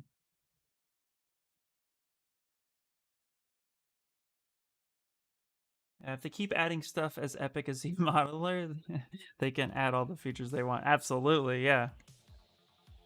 Honestly, Z Modeler, guys, has kept me in ZBrush longer. You know, a lot of you know that, studios do use a lot of softwares. And so, but the more I can do in ZBrush, I mean, the more I stay. Oh, I turned dynamic on. Don't use dynamic with Dynamesh. It's not your friend that way. No, it's fine. Sorry, it wasn't a question. Oh, you were just typing. Okay, cool. No worries.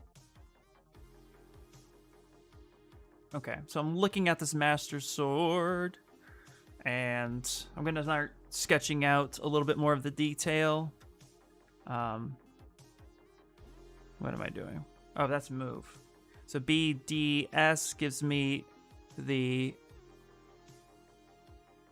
Actually, give me the damn standard. Here we go. So this is where we're going to start getting into the nitty gritty. And there is a stone in the middle of the Master Sword. So we're going to go ahead and actually sketch that out. Yeah, I figured if I did this challenge with, like, you know, at least 80% actual subtractive sculpting. Talden, what is happening? Did I get a haircut? I did. Yeah, I'm still trying to figure out how to make my own IMM brushes and do things like chains and belts using IMM splines. Ooh. Well, I will tell you, if you're trying to do IMM brushes, I can showcase like the basics of it, but I have a great Pixologic, Ask Pixologic IMM brush. So check this out. Ask Pixologic. If you guys are ever stuck, with how to do something and one of us isn't live, and I don't mind showcasing this, go to YouTube and just type in Ask Pixologic and then your question, and you'll get something like this that then will showcase, oh, how do I create an insert mesh curve brush, etc., etc. They do a great braid brush as well, so feel free to also do that. But if for just basic IMM brushes, I could showcase that to you, how to get started on that. They're easy once you know how, though I once had one that refused to weld points. Yeah, there could be a little bit of tricks. Learning try parts, going to brush, and then under... Come on, you did it before. Sorry, now I'm just all of a sudden drew a blank. Blah, blah, blah, blah, blah, blah, blah, blah. Curve. You know, you want to know when to use AccuCurve, depth, samples, try parts under... Come on. I did this the other day, and then you're just drawing a blank. Try parts right there. That was under modifiers, I was right. So that's always turned on, and that uses your poly groups. So when you get the basics down, then from there, you just kind of play around and see how those work. It's helpful to have, if you're going to use try parts, it's helpful to have 3 different poly groups. Just 3, though. Don't have more than that. It really starts freaking out. If it's not required for your project you're working on, it's fine. If you need more time at it, I'll check out the video link. No problem. Yeah, check out that link, because Joseph Drost explains it super, super well. And I highly recommend you check that video out. It is fantastic.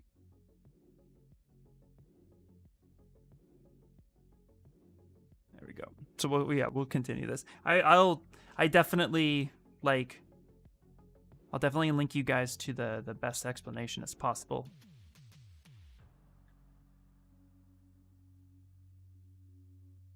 Yep, got it up on the other tab for later. No, not a problem, dude, not a problem.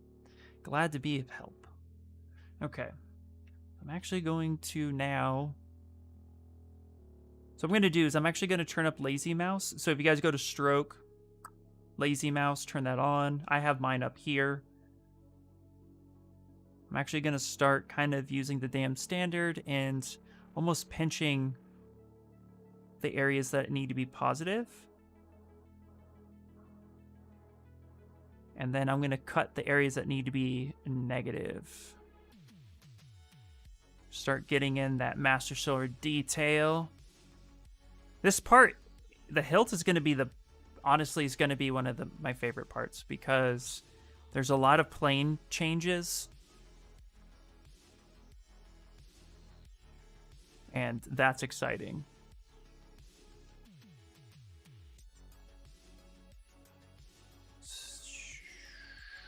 Something like that.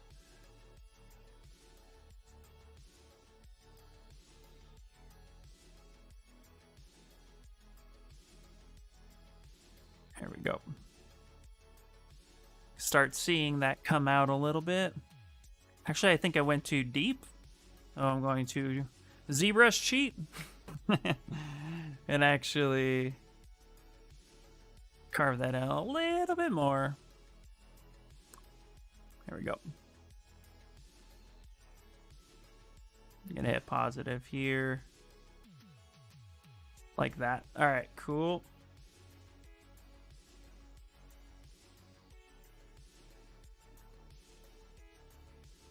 Kind of carve this part out. So this will be negative cut. This will be a positive cut. There we go, like such. Let's clip that. This is also a positive cut.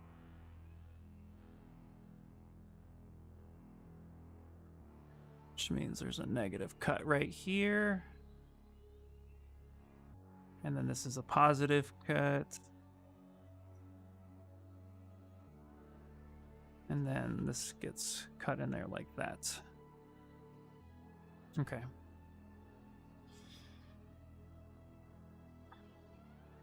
Let's see here. A damn standard brush again? Yeah, I know. Let's see here. Cut this off the install of ZBrush. Glad it wasn't just stuck. That's good. Yeah. Advanced standards. You're getting those creases with yes. So I am. If the damn standards defaulted on a subtractive cut, so if you just use it normally, it'll cut deep. If you hit Alt or hold Alt, it'll cut positively.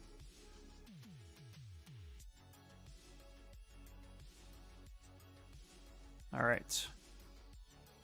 Actually, I think I got a lot of whittling room. So we use the damn standard again. I mean the trim dynamic. There we go.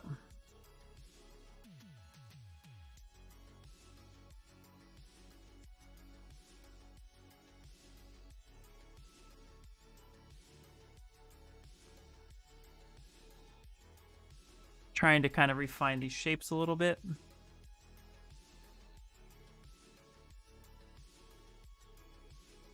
So I picked the Master Sword because I knew this was going to be like hard surface with subtractive sculpting. I knew it was actually going to be kind of a pain. So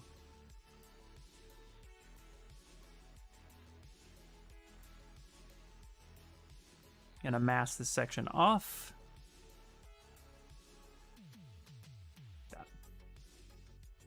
That without a brush. Yeah.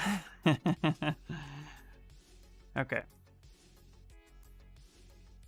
I'm actually going to squeeze this in together. Doop, doop, doop, doop, doop, doop, doop, doop.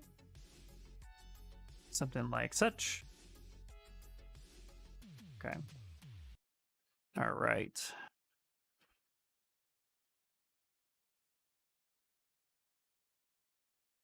So I'm actually going to mask that section there, like such. There we go. I'm actually going to see if I can just kind of squeeze this in a little bit.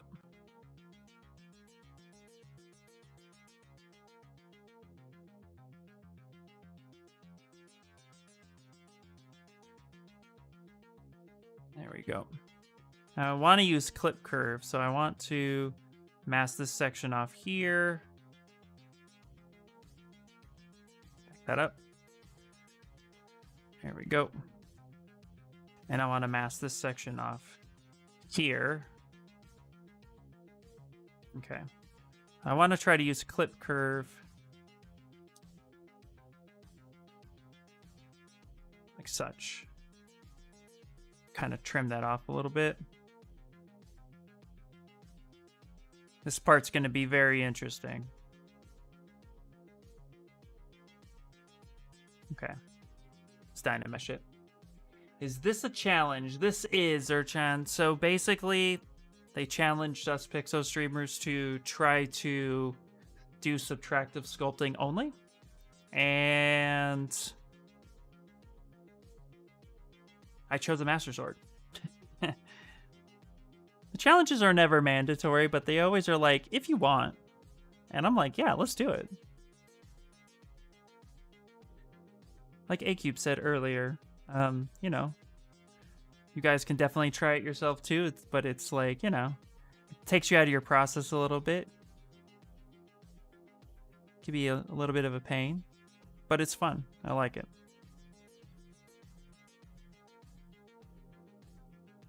I'm also the guy who's like, let's challenge myself. Crank it to 11.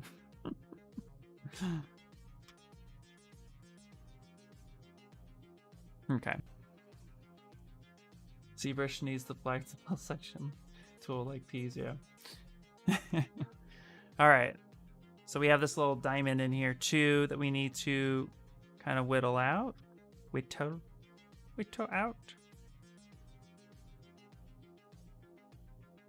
Okay, we're actually going to use the clay buildup, so BCB. I'm actually going to mask off this area, trying to get a nice crisp edge. Sharpen that up. And we're going to just start subtractive. So the Master Sword gem is actually kind of embedded a bit. So that's what we're going for.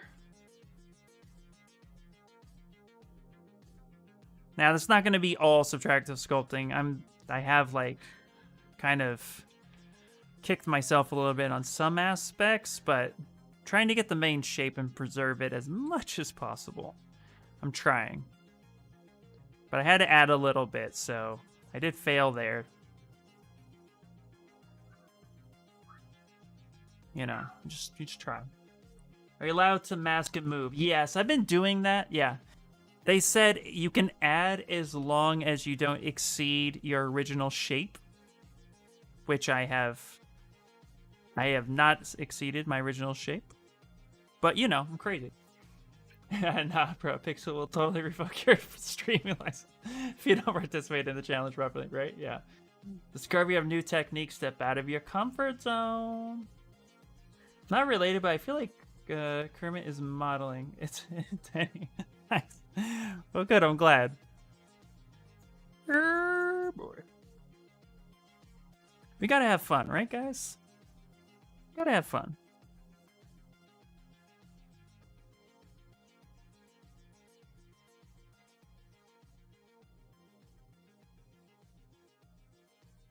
Okay. Time to start kind of beveling this a little bit.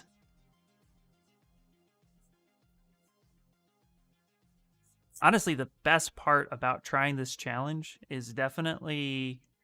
I'm actually going to pick a Madcap Gray? No.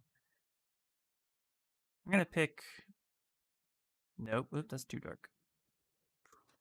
Yeah, that's way too dark. You guys can't see anything. All right, let's... Yeah, there we go. Let's do that. The best part about this challenge, in my opinion, is definitely, like, I've always wanted to try traditional sculpting, and never did it. So this kind of almost like, this gets you there a little bit, you know? Gives you an idea without actually, you know, ruining or buying a bunch of supplies. If you already have ZBrush, you're good to go. I'm gonna mask that off. Okay.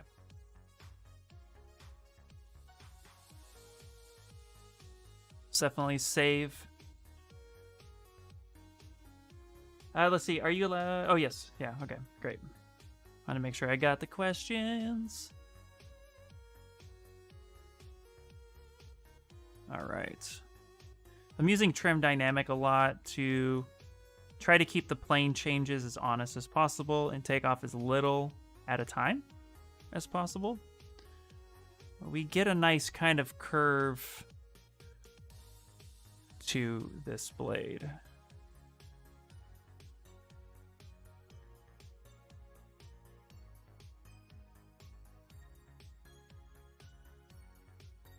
Trying to be as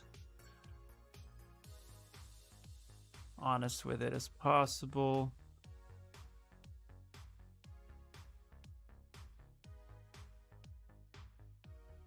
Also, too, the Master Sword's like, you know, extremely recognizable. So we got to try to get it done right.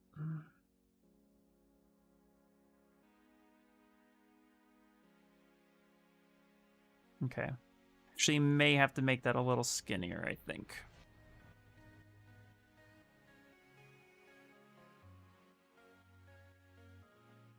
Hopefully you guys have been enjoying the crazy attempt here. Okay. Now we need to actually cut this out. Cut it out. Okay, this. Yeah, don't mind me, guys. I try, man. I try to be as good as I possibly can be. You know, without embarrassing myself too much. But I'm never ashamed to embarrass myself. So yeah, we'll do something like this. And let's re-dynamesh it and then clean it up. Your soul cringed. Welcome to the stream.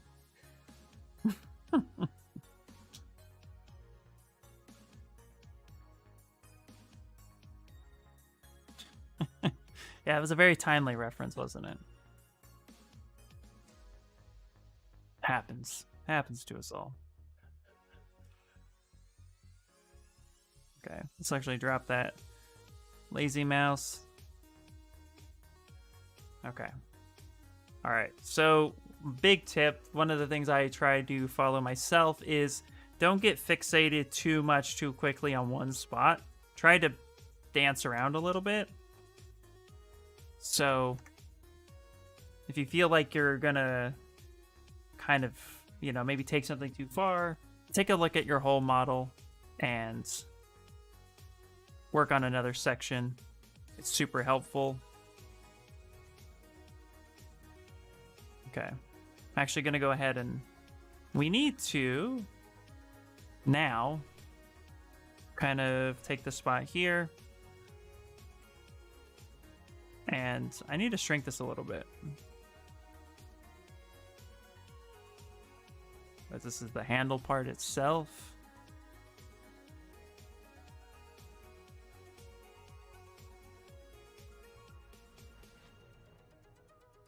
So do something like that.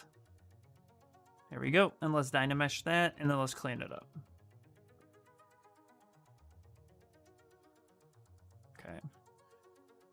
So I'm going to take the damn standard and I'm going to come around this area right here.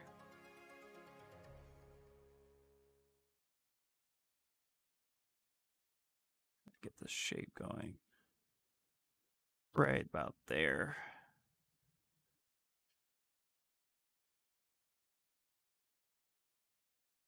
Yeah, something like that.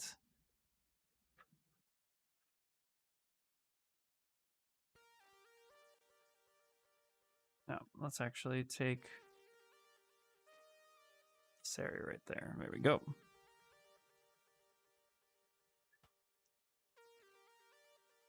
Perfect. All right.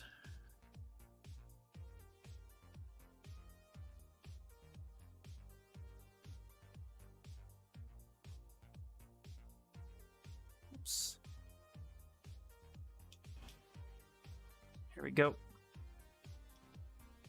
This is where I will use the move brush and kind of fix some of this. And honestly, what we could do as well, I'm going to try this. I'm gonna actually kind of mask this spot off right here, like such. Invert that. And I'm looking to kind of see if I can get clip curve to work for me.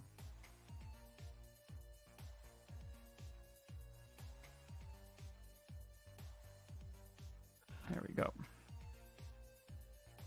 Yeah, let's do that.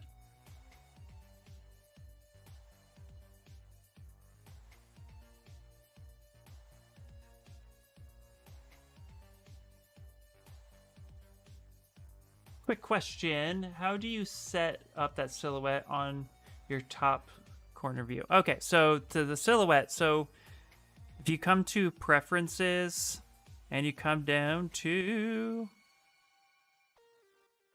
you see it all the time, and then, sorry, 1 second.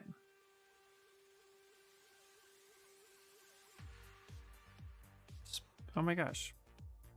Hold on 1 second. I haven't done it in a while, but not geometry. Is it interface? No. Hold on 1 second. I changed this a long time ago. There's a method you can do to click on that. 1 second. Not screensaver. It's here somewhere. Wow.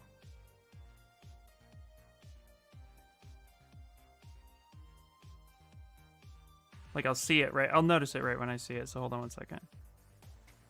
Anyway, let me get the right thing for you.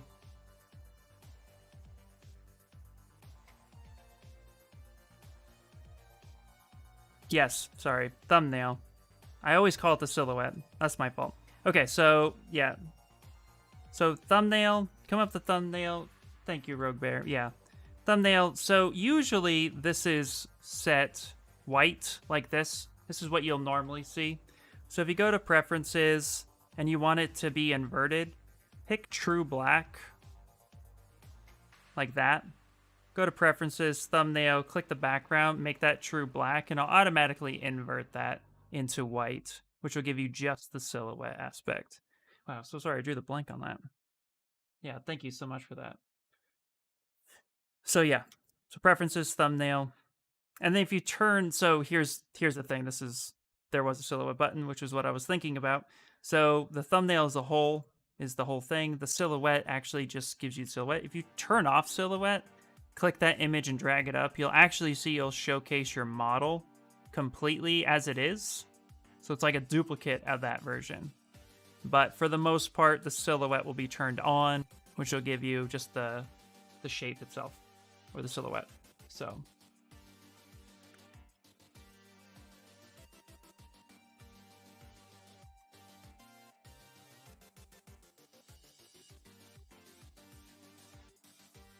okay.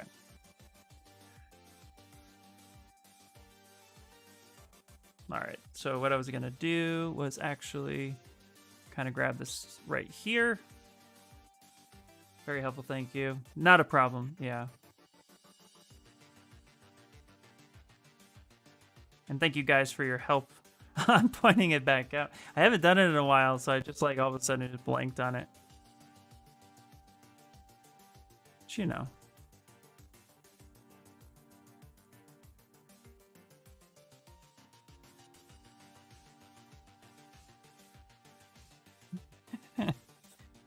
Honestly, what's funny is when this came out, I think this came out in 2020, I want to say. And then I set it, and then I just saved it, and then... Yep. It's not something I messed with personally, I was guessing. It was a great guess. I was looking for silhouette the whole time. I'm like, I know there's a silhouette button in here. I was right.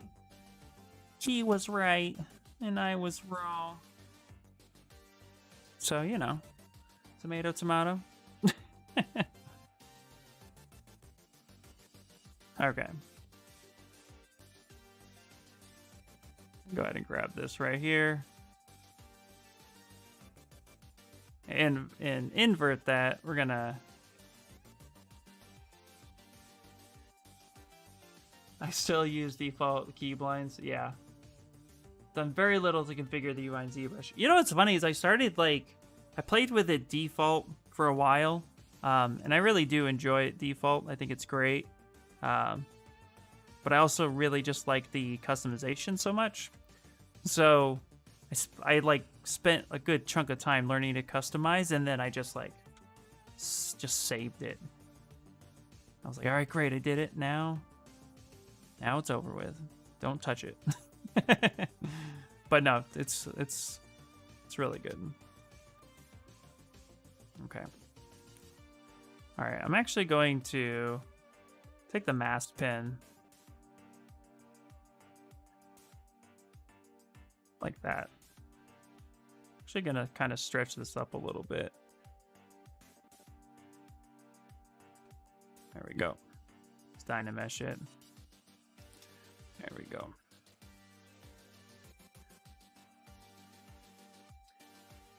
Yeah. All right. We still have a lot of refining to do, which is a-okay. Okay. I'm actually going to soften this up right here. Let's work on the top.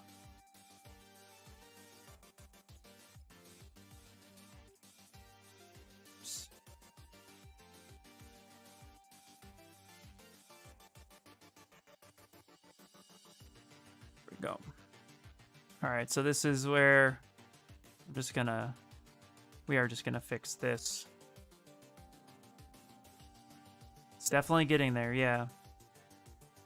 It's a slow process doing it this way, that is for sure. But I'm really enjoying it, actually. Hopefully you guys are enjoying it as much as I am. I find these challenges to be super unique. I'm gonna scale this in a little bit. There we go, something like that.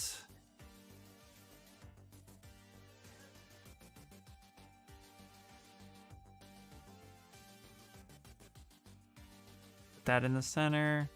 Scale this up even more, so it's like that. So what I'm doing is actually blocking out the main handle.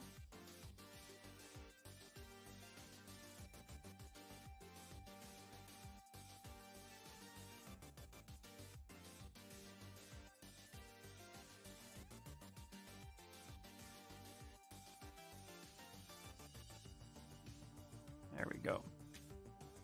A little bit more.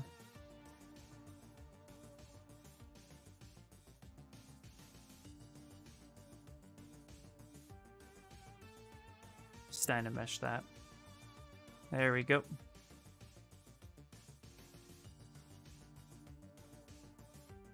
Turn symmetry back on. Let's kind of correct this a bit.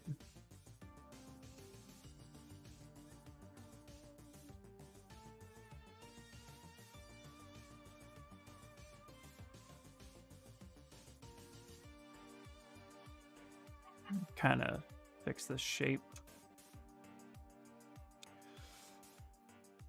I think that's backwards. It's coming from another 3D software. We aren't used to being intuitive. Yeah, absolutely.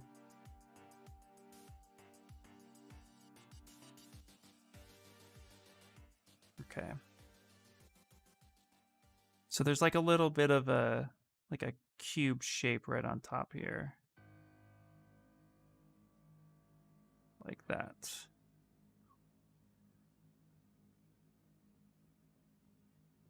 So,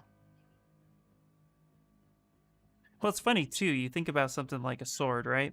So I built a sword yesterday because I did, I kind of sneak peeked without really saying it what I was going to be doing yesterday during my stream. Or maybe I told you guys, I can't remember now. But I was like, ooh, I'm gonna just make a sword. So I made a sword, you know, and it's like you think about the way you usually do something. Yeah, it's definitely, it can be very intriguing to try a new approach.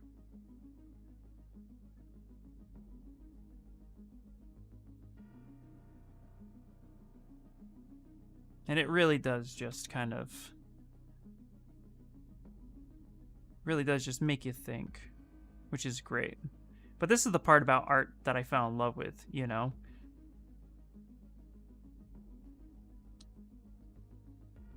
The whole point of ZBrush is to customize how you want it. Absolutely. Customize away.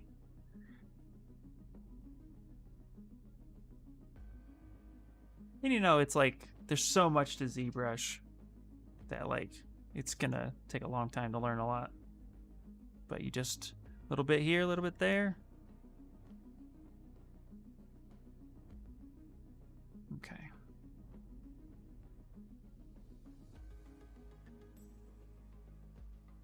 Yeah.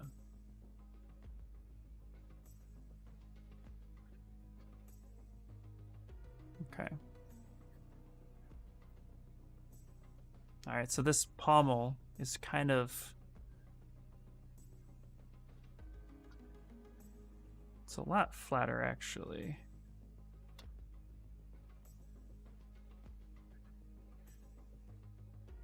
So I actually want to group, I want to cut this part right here, soften that. Actually want to bring it down a little bit. So I'm going to kind of crush it.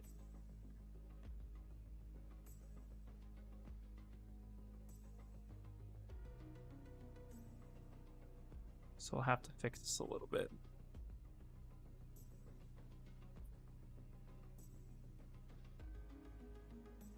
It'll definitely be a little bit of refining.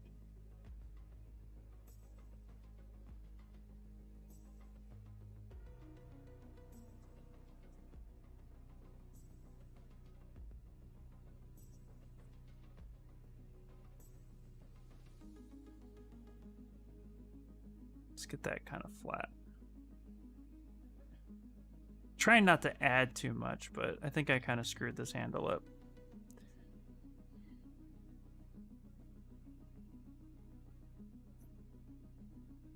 It's not terrible. We'll refine it. Don't forget you have page polish. Oh yeah, I haven't forgotten. Yeah. Thank you. Yeah. Okay. Okay, let's go a little bit. Yeah, we're gonna have to really age polish once we get to detailing. Come down a little bit more here.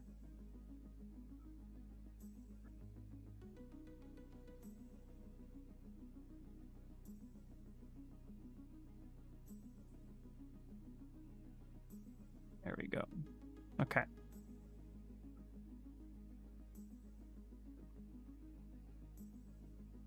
It's not too terrible, right?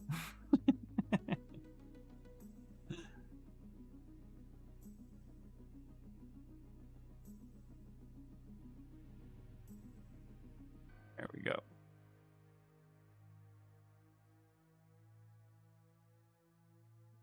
There we go, something like that. Oh, okay, yes, that shape is coming out. Perfect.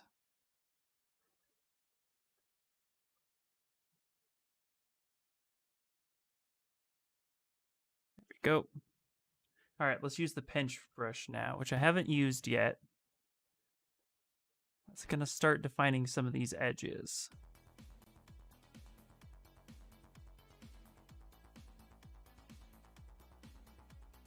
There we go. So for this challenge, you only get one subtool. That's how I understood it. They, like I said, they did say we can add as well, but I'm trying to do it all out of one piece. That's probably me being the crazy one, but that's kind of what I'm doing. The challenge is kind of fun. ZBrush should have community challenge also. Absolutely. You know what? Actually, guys, seriously, if you found this interesting at all, do me a favor. Like, go ahead and try it, and then in Instagram, tag ZBrush 2021, and then tag me as well, IR Sculpts.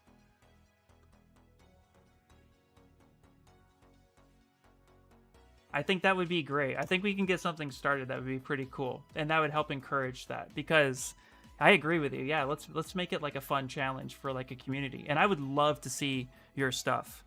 And if you tag me in it, I will comment. I might be on Instagram all day long, but I'll do it. And I'm being serious. Like, let's do it. Hospital have no better oxygen to left 100 patients. We're gonna set a hospital for beds. Yeah.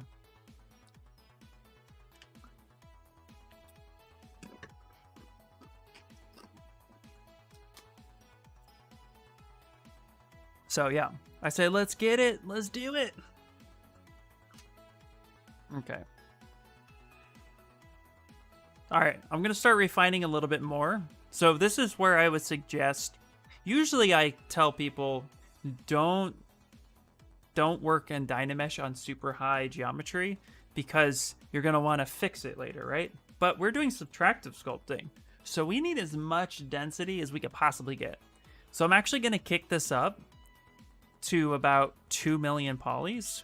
So I'm using a plugin called Dynamesh Master, which is completely free. You can get it over on Pixologic. And so I'm going to kick that to blur 0 and 2 million polys. I'm actually going to increase this. So now it's going to be harder to remove material. And then let's go ahead and actually start cleaning this up a little bit. So wait, how old are you now? When did you start modeling? So I'm 38 as of last week. And I have a unique background. So I started 2D art when I was like back in high school. And then I stopped doing 2D art for a long time. Then I did basic 3D modeling for aerospace for about 10 years.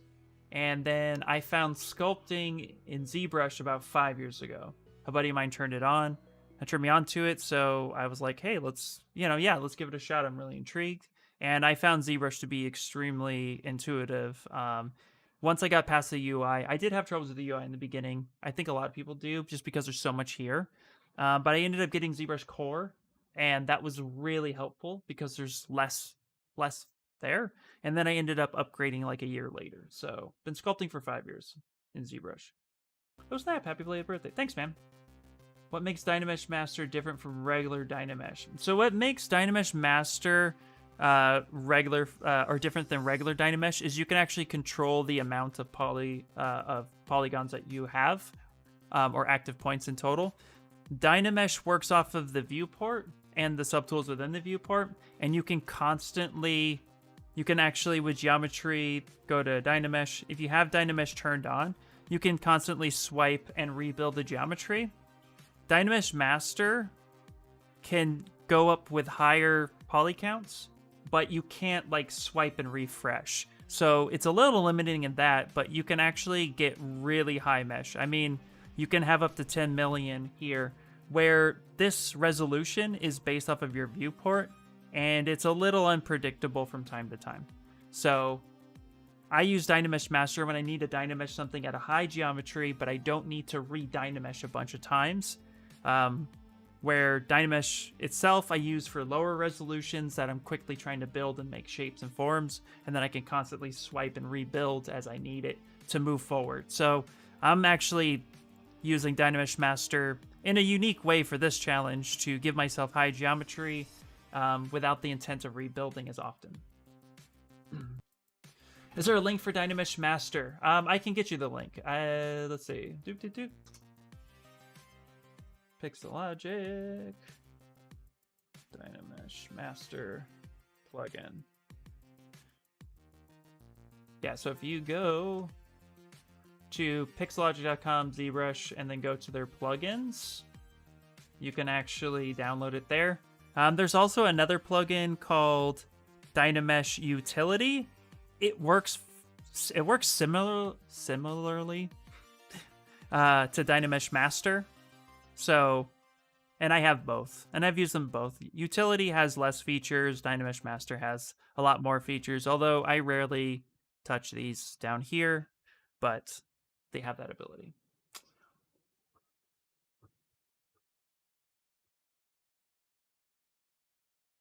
So, ZBrush plugins. So, Pixologic, ZBrush, Download Center, ZBrush plugins, and then you scroll down. Estimation Master, Transpose. So let's say it's down here a ways, isn't it?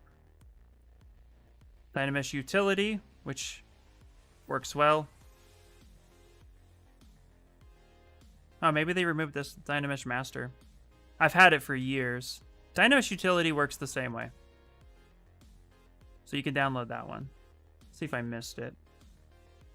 Make sure. They might have removed it.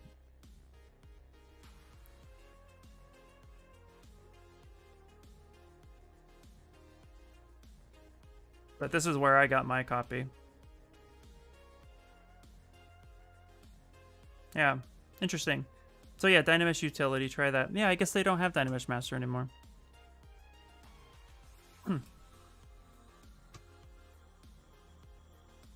Sorry about that. Interesting. Okay. Well, if you use Dynamesh utility, which is there, if we look at this mesh right now, so if you go to plug in Dynamesh utility and select this at, let's say, 4 million and hit 5, it'll go ahead and rebuild that. And there you go, even denser. So utility does the same thing as master.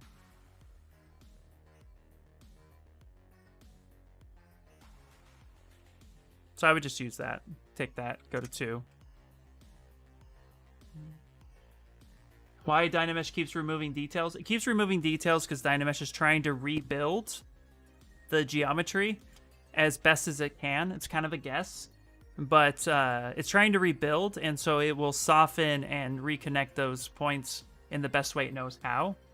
So you're always going to get some sort of softening, but you can prevent that as best as possible by taking blur and turning that down to 0, which will minimize that from happening as much. Let's see. Oh, you started traditionally graphite drawing for 25 years ago. Took drafting lessons in high school. Nice, man. Bachelor's in game art design. That's great, dude. Yeah. By Dynamesh, let's see. Hey, Ian, I'm starting out and having some troubles making my models look really clean like most of the models I see. I'm trying to emulate Blizzard style. So what I would recommend you do is when you're building out shapes and forms. So for example, I'm going to save this real quick and I'll give you an example.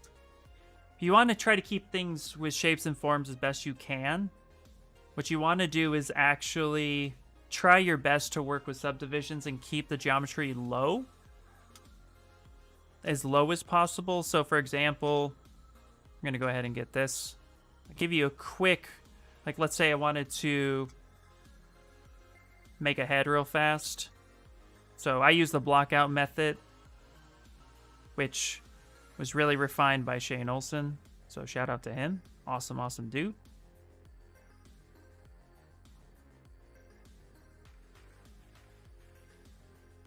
But just a quick example. I won't be building a head from scratch today. But let's say we wanted to build the head and you want to keep the shapes and you're looking for something pretty similar to, you know, like a Blizzard style. So let's say we got a decent head shape, right? What you want to do is definitely focus on trying to keep your geometry as low as possible. Let me see if I can just get you a good example real quick. So let's work in Dynamesh just to carve it out. Bloop. So I'm using regular Dynamesh. We'll clean this up. We can actually take the clay buildup, right? Scoop out where the eyes would be. At this point here. So I get to rebuild that, smooth that down, kind of carve out where this face would be. Doop. This is really rough. Apologize for that, but let's build up where the nose would be, rebuild, right? Just get something usable for now. There we go.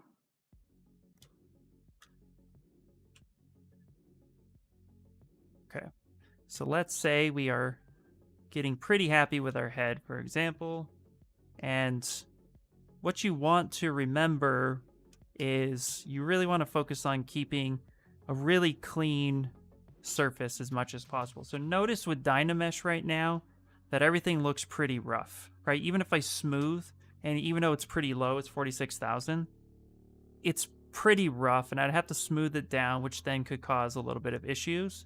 So what you'd want to focus on is try your best to keep the geometry low. So if I go ahead and duplicate this by hitting Control-Shift-D, and then go to Geometry, and then ZRemesher, we're just going to rebuild this real quickly. So a lot of stylized art really depends on having nice, clean shapes as much as possible. This is where dynamic is going to help you out. So now you're working with subdivision at this point once you use ZRemesher. Now we're at 9,000 polys, where before we were at 46,000. So here what you could do is hit D on the keyboard, which will allow you to work in dynamic. So we're not subdividing anymore. We're just under geometry, dynamic subdivision. So you could turn this on and off by hitting D or Shift D. Okay. Then what you can do is by keeping your model low, you can now try to refine these shapes because we're working with low geometry. And stylized art is very clean. And this is how you can produce pretty clean geometry by having your shapes nice and low. Now, of course, this is not a perfect head, but you could start seeing that if we use like H polish, for example, come in here, start shaping out this. So maybe take the move brush, bring this up. There we go. I can hit smooth.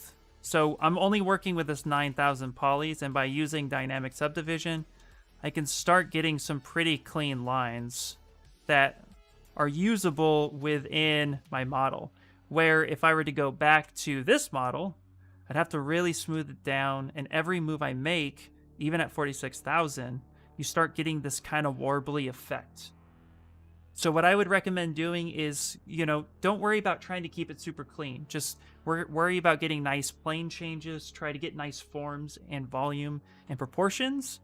And then when you Z-remesh it, keep it really low and try to really focus on just these nice, clean edges that will then present you that kind of look that Blizzard goes for. So hopefully that was helpful. And Blizzard's a very unique style, so really just study where they pinch their edges. Like look at the joints in particular, look at the plane changes, and really just focus on emulating that. But build your character first. Get everything correct, sculpt it. Don't worry about, if the surface is too rough. Really just worry about the shape, the feel, the expression, the volumes, the proportions, and then start refining in lower subdivisions.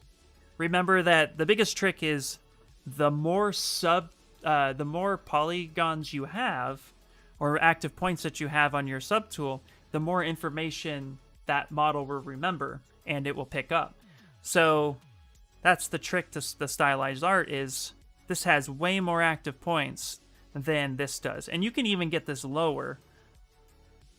And then once you start getting into the finer details, then you subdivide up and then you work on those. Let's see. Yes, you can also duplicate the subtool before dynameshing and reprojecting your details. Yep, absolutely. I was super talented for drawing in high school, and after I made a huge break. Now, after 10 years, I'm starting with ZBrush. Woohoo, DJ! Good job, dude. How did you change your gizmo head thingy at the top right corner? That's a great question. If you go to Preferences and you go to Cam View, you actually have the ability to make Cam View. I actually have a tutorial on my YouTube specifically for that. And I'm going to showcase it to you right meow. Boop. There we go. Just leave that window up for a second. So if you go here, I actually explain exactly how to do it step by step. Am I making a toy? I'm going to be making this for 3D print, like most of my sculpts. Most of everything I've done here, like I just finished the Cthulhu last week, and I'll be prepping that for 3D print. If you guys would like to also see how I prep things for 3D print, we can focus on that on a stream as well. That gets a little boring sometimes, so I don't like to do it too often, but I know it's a big talking point. So if you guys have questions or want to see that process, from time to time, I'll definitely go over that. Because there's a lot of information there. So, save the head is gonna be good. Love dynamics in there. Yes, absolutely. Let's see.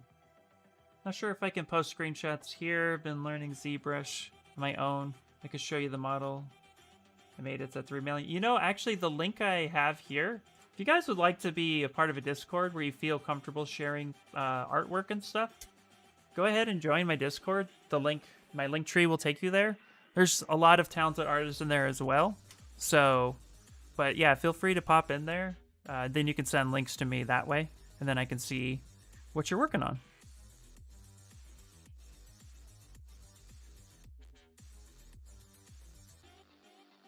Okay.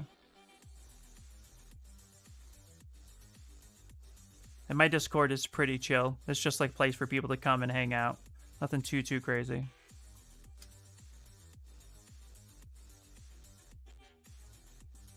Nice, thanks, man. Not a problem, dude. Not a problem. Great questions today, guys. I really appreciate it. We got about another half hour, so hopefully we can get this refined pretty decently. But we'll work on it next week as well. So if you guys are really intrigued by what's happening, we can finish it off hopefully next week. Does Shane have a Discord? I don't know. You would have to ask him. And we're adding some material now. I'm cheating a little bit. Yeah, you'd have to ask him. He's live tomorrow at 11 a.m. If you're a part of his 3D character workshop, which if you guys are really looking into stylized characters, highly recommend. I know I know his students are allowed to, or has access to a Discord, but I don't know if he actually has one himself.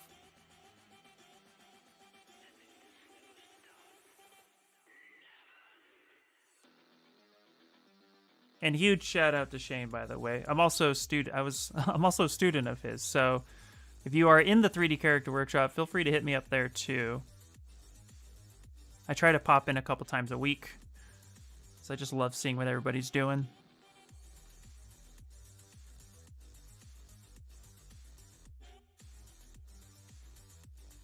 Okay.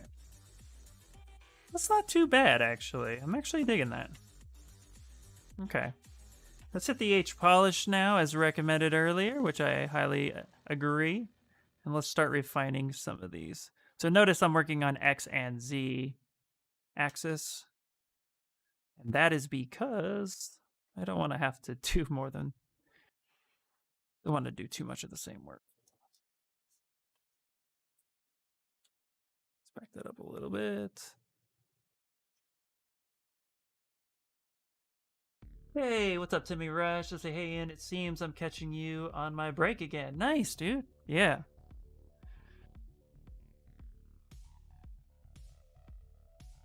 It's nice to have you here. Welcome in, welcome in. Hopefully your work day is going pretty well, my friend. Posted in the ZBrush channel. Nice.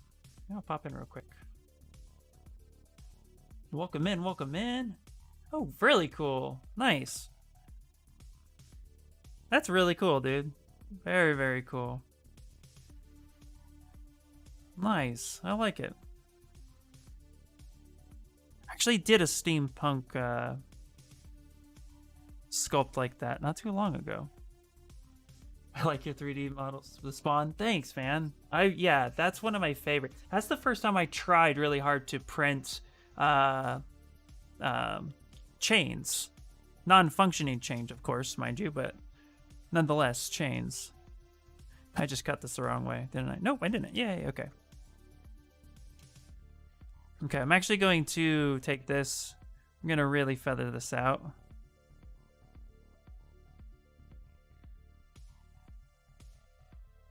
Okay, so it kind of actually pivots a little bit.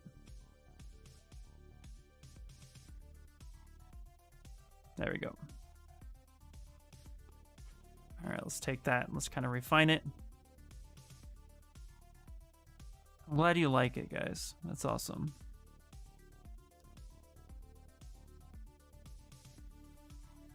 Cool. Okay. We're going to start smoothing this pommel a little bit. Try to keep it nice and round. Okay. Now we're going to do is take damn standard. We're going to turn up lazy mouse. A nice clean edge around this area.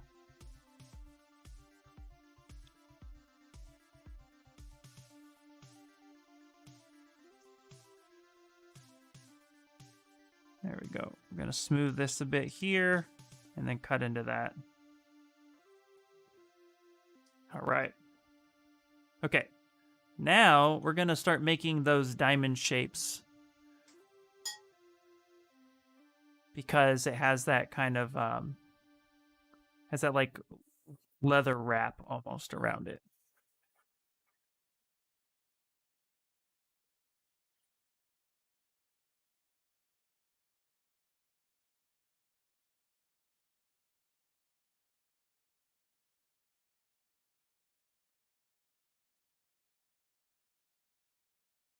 Like such.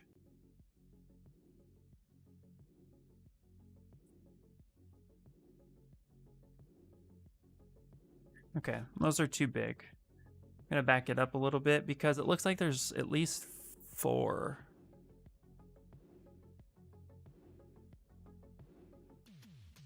There we go. Something more like this.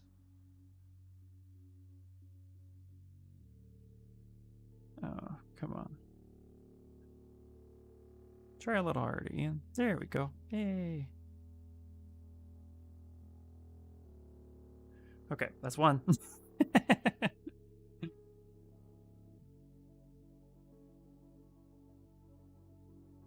So this number, if you look, it's hard to see, but if you look at, you know what? Yeah, let's try that. If you look at this, if you use lazy mouse and you see this number here, right? Okay, so that number is actually the degree, and I don't know why I'm not really utilizing that, so I'm going to use that a whole lot more. Like that. There we go. Work smarter. Like that. There we go. So we can get a little bit more consistency. You know what I'm going to do too? Let's use the paintbrush for a second. How do you activate that? So if you go to stroke, lazy mouse, turn lazy mouse on, and then when you have your damn standard brush and you're drawing, as soon as you touch the surface, hold shift, and shift is going to go ahead and actually allow you to not draw but drag out a longer tail. And then the green is actually 45 steps. There's 90, 180, etc., etc. And then all you need to do while still holding on the tablet is let go of shift, and it'll draw that line for you. And it draws true to where you stop. It used to not, but it does now. That was actually a 0.4 update. So what I'm doing here is actually holding and then letting go.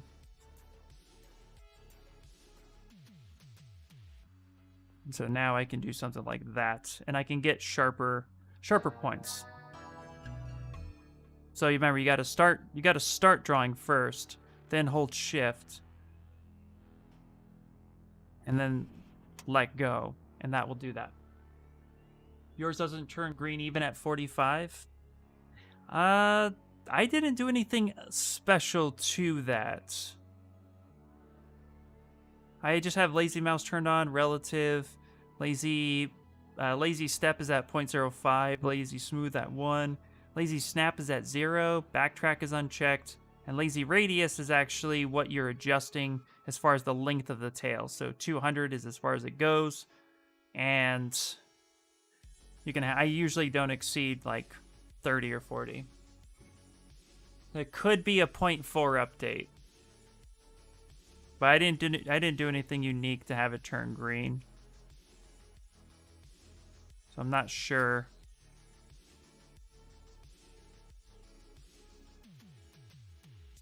I'd have to look into that.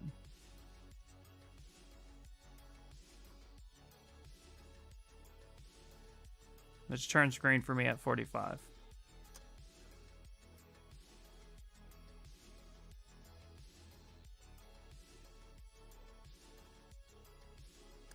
There we go. I'm sure there's a method to the madness, but could you have done that much quicker with a cleaner result by poly modeling the sword, then use ZBrush for details? Absolutely, Ash. What we are doing here is actually a challenge that Pixologic has set up, which is called Subtractive Sculpting. We don't have to do it, but I chose to do it. And so this all started out as a cube, and it's to replicate what traditional sculpting is like. So yes, absolutely, I could have poly modeled this sword and have already been working on details within an hour and a half. But instead, we used a method, which is subtractive sculpting. A couple years ago, ZBrush did at the ZBrush Summit, I think it was 2018, they did the Michelangelo challenge, which was essentially the same thing, which was just subtractive sculpting. So it's just a different method, different mindset. So, and we're allowed to add material if we wanted to. Again, like, you know, challenge is if you want to do it. And I'm the guy who doesn't say no to a challenge typically. So, but you can do additive, but the most of it needs to be done from subtractive, which is so. And it's actually a really cool process, and I highly recommend doing it. And if you do it, if you do something where you take a sphere or a rectangle and you completely make something out of pure subtractive sculpting, do me a favor, tag Pixologic and tag me as well, and I will take a look at your model, and I think it'd be really awesome.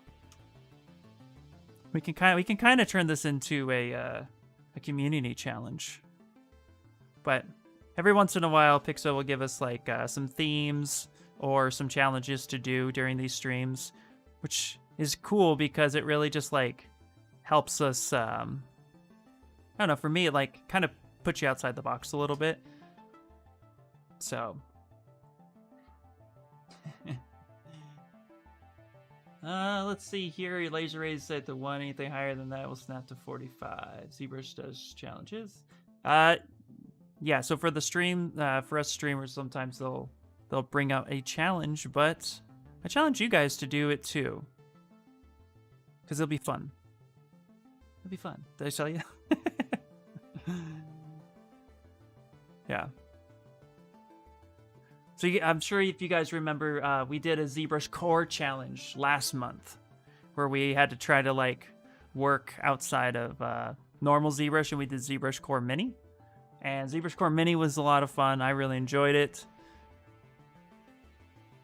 Where we sculpted something, and I made that little mushroom wizard.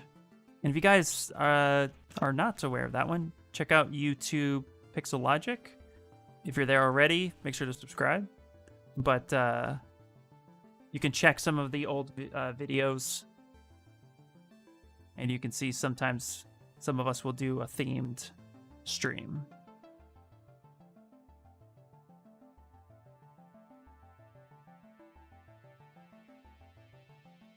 It's all in good fun. And green, it turned green. I'm a little late, but I'm here in spirit. Ninar, what's happening? Thanks for being here. Appreciate it. So did you get it to turn green? Is it turning green for you? Or is it just snapping? It turning green doesn't really add any other functions. If it's not turning green for you, I wouldn't really think it's a big deal. I think that might be an update of the 0.4. But I didn't do anything to turn that on. I just noticed it turns green. So I'm not sure exactly. You can always reach out to Pixologic if you have any questions about it too.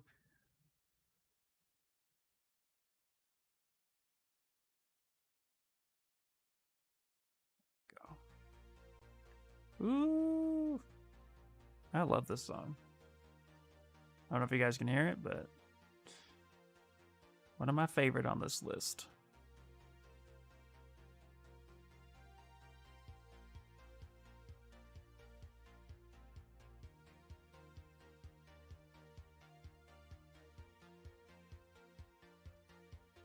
All right. All right, guys, we got like 20 more minutes. So if you guys have any questions about Pixologic, ZBrush, let me know. I'll try to answer them as best I can. You can judge me on my sword from pure subtractive sculpting, which, yeah, I think it's doing okay. Well, mostly subtractive sculpting. Had a few hiccups. There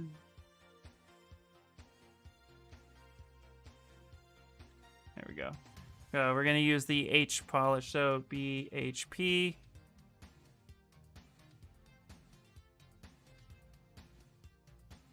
And the damn standard. Like such.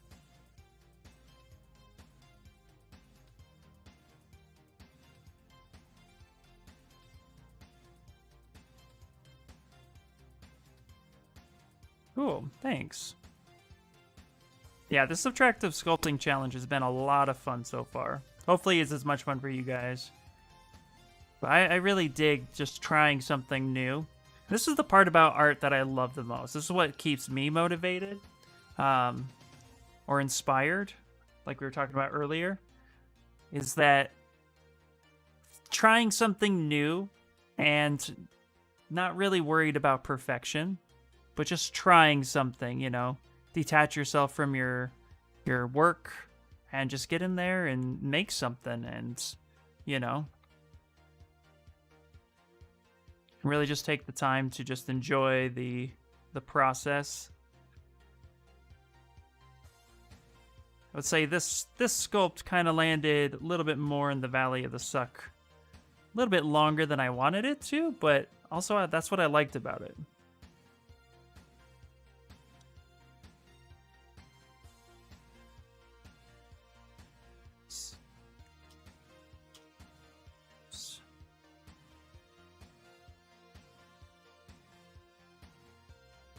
So, hopefully we'll get this cleaned up a little bit more. So we're going to go ahead and this part here gets cut up. Okay.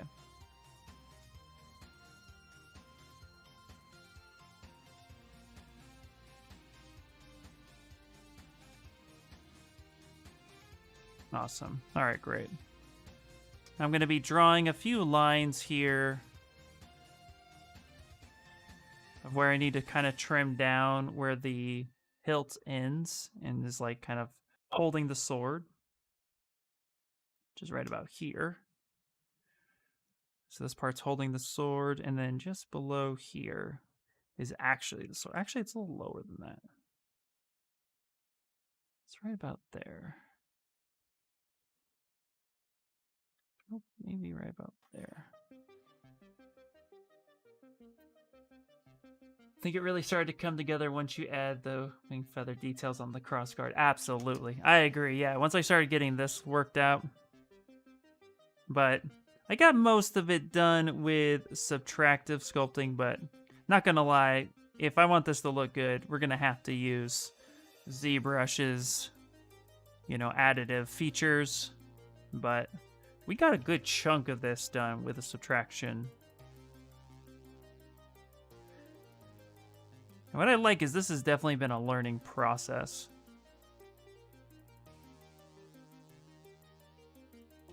Which is why we art in the first place, right?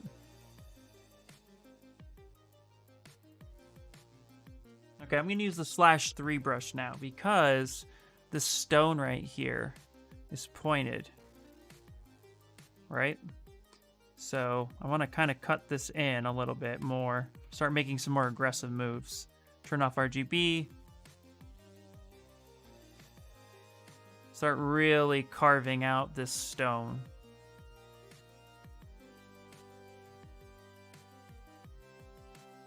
Like such. Let's see here. Hey man, I'm kind of new to sculpting in ZBrush. I'd love if you could take a look in Discord at sculpt I made, and maybe give me a tip on making hair. Also, I had a problem with the wings, with the wing holes. Add a subtool and subtractively sculpt what you need and then move it into a place. Right? It's great. Grab a rock and then chisel it, and then yeah. Let me take a look real quick. Oh, that's the clay polish. Okay, hold on a second. Doop, doop, doop. You can see I got tons of discords. Dude, this looks really cool, man. Wait, who posted this? Wow, thank you guys for joining. That's really, really awesome. Okay, hold on. So, kind of new to sculpting and ZBrush. Would love if you could take a look in Discord. A sculpt I made. Give me some tips. Wait, so is this you?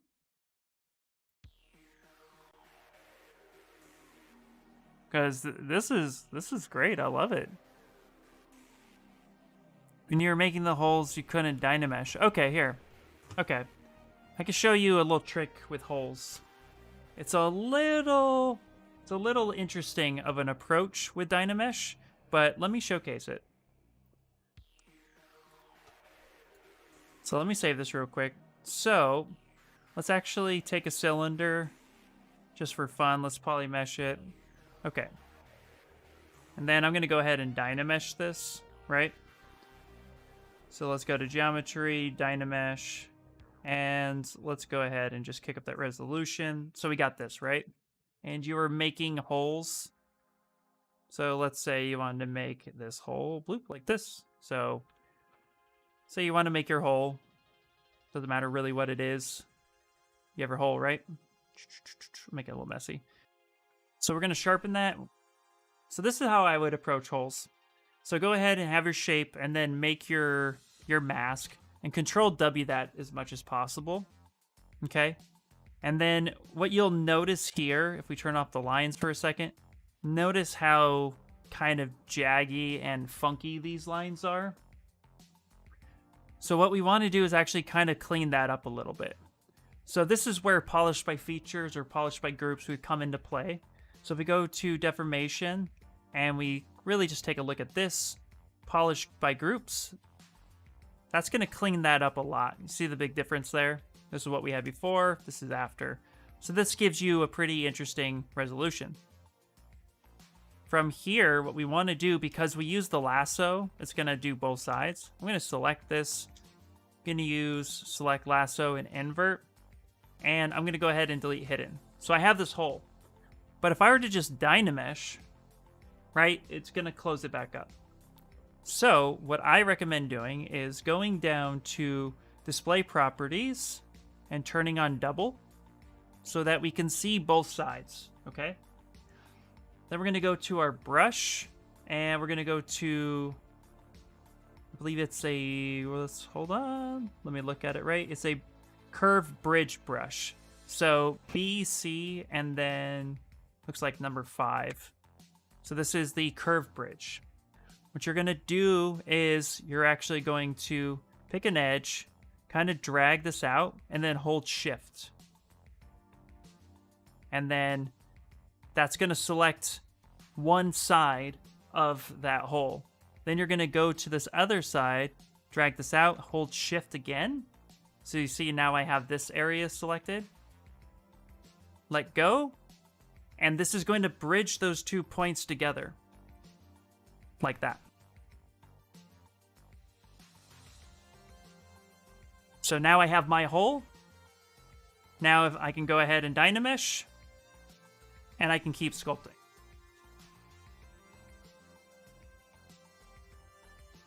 And now I can Dynamesh again, and now I have my hole. So that's the curve bridge brush. So to recap, because I know it went a little fast, go ahead and make your selection on both sides of your mesh. Then you want to kind of deformation. You want to create a new polygroup. Sorry. So mask out the area, create a new polygroup, and then from there, deformation, polish by groups, get a nice clean surface. Select, delete that hole, turn on double, use that curve brush, and start. Then from there, again, B, C, 5, come in here, grab this area, hold shift, select that one side, grab this other area, hold shift, wait till it selects, let go. It'll rebuild and bridge those two together. Yep. And that gives you this. And then from there, you can just start dynameshing. Bloop. So just make sure you have a clean surface, because you can see that kind of errored right there. So just make sure you have a nice clean surface and you should be fine. Thank you so much. I was looking for a tutorial about this. Couldn't find any. Yeah, I think that's an underutilized brush personally. It's amazing.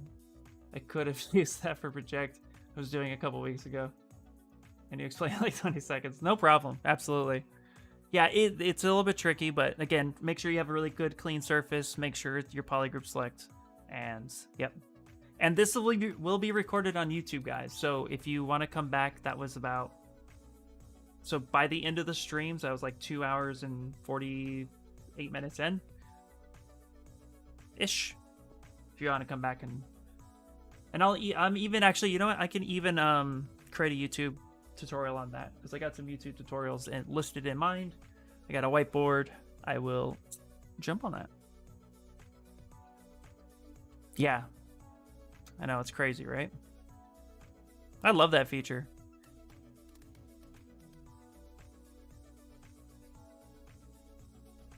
Okay, that's actually not what we're doing there. What are we doing there?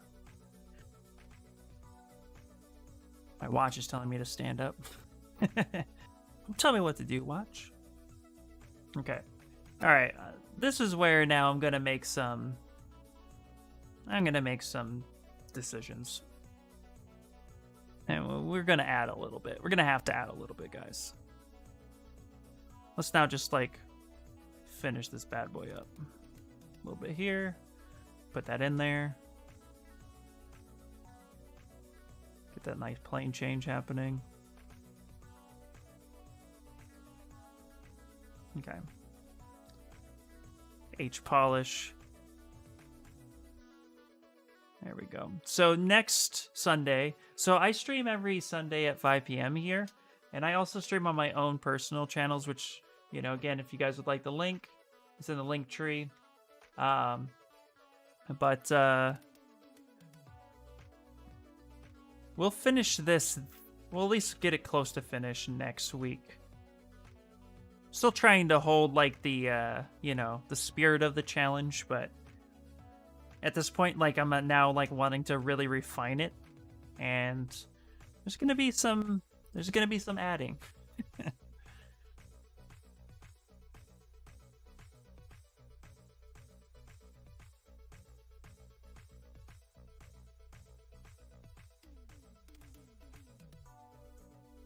But hopefully this was good. Hopefully you guys didn't mind it so much.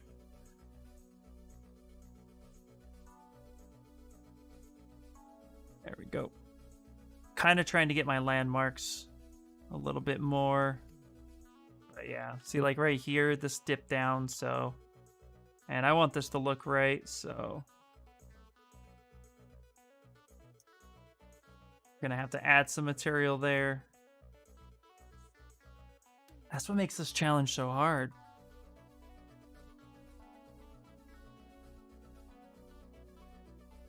So I encourage you guys, if you guys want to try subtractive sculpting, I would say let's refine the challenge a little bit. Let's say most of the sculpt, let's do an 80-20 like ground beef. 80% of it has to be subtractive sculpting, but you can refine it as best you can with additive and see what you can pull out in like 3 hours. And then tag me in Instagram, tag Pixologic. Definitely tag Pixologic and me in the same group. And just let me know what you guys did. I would love to see your guys' sculpts. You can even throw them into my Discord as well if you'd like to hang out there. But yeah, I'd say let's make this a little bit more of a community challenge too. I think that'd be fun.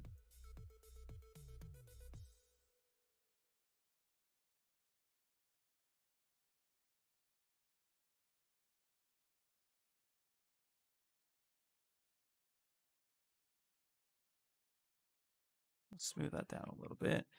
There we go. So, still got a good ways to go on the cleanup, but I think this is not too shabby. We got a couple more minutes.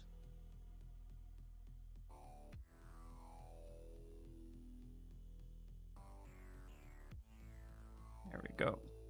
Gonna smooth that down. What's poppin', gamers? What's up, Tree 3D? How you doing? Welcome in, welcome in. We are doing some subtractive sculpting today. And we are making a master sword all from one piece, like traditional, like highly traditional, like chiseling. Like such. Ooh, it's a raid! What is happening? Welcome in, raiders. Welcome in. Ooh, that curved bridge was great. Yes, cool. Glad that worked for you. Hello, guys. Hello, raiders. Welcome in, welcome in.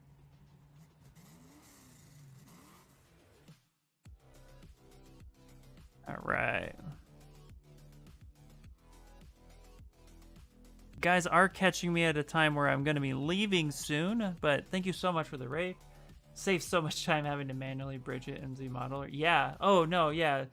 Bridging in ZModeler, unless you got super clean mesh, that's going to take you forever for sure.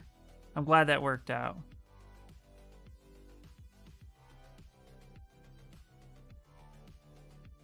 There we go.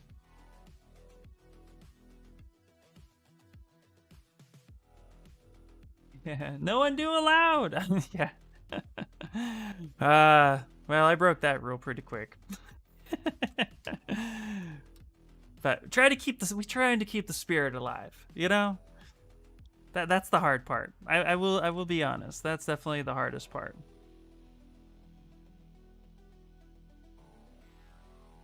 But you see, I still left myself enough like clay to kind of play around a little bit. But man, oh man. Michelangelo couldn't control Z. Hashtag fact, that is correct. Go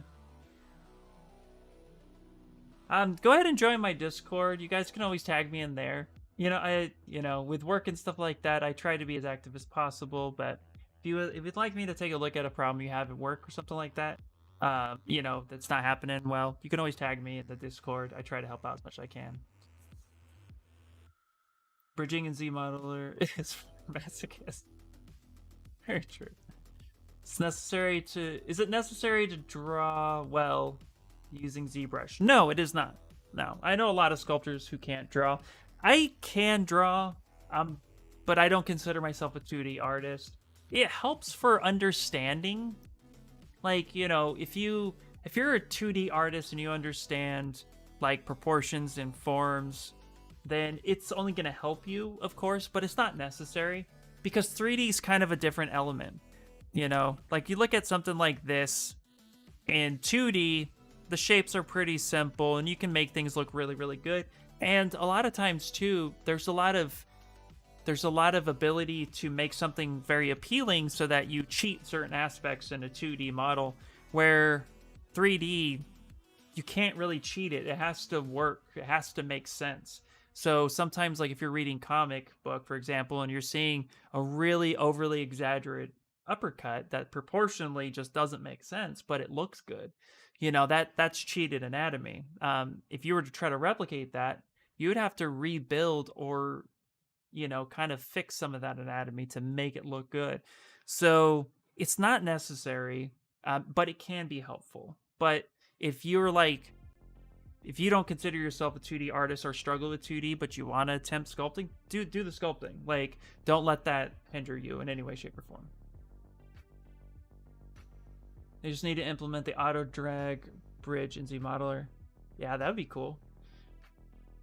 Yeah, but it helps a lot, exactly. Or even better, the bridge has to toggle and close. Yeah, absolutely. So hopefully that's encouraging a little bit. Okay, so what we're gonna do here real quick. So I am gonna re-dynamesh this because I have a little bit of broken mesh. And now I'm gonna start beveling these edges using trim dynamic.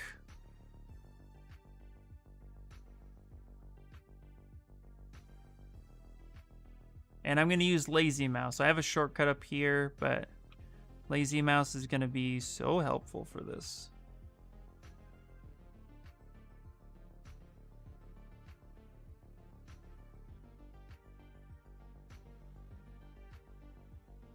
There we go. And we're even gonna lower that, how much it cuts. And I'm making the Master Sword from Breath of the Wild, by the way, so it will be like, it will be rough. It's gonna be chipped and broken.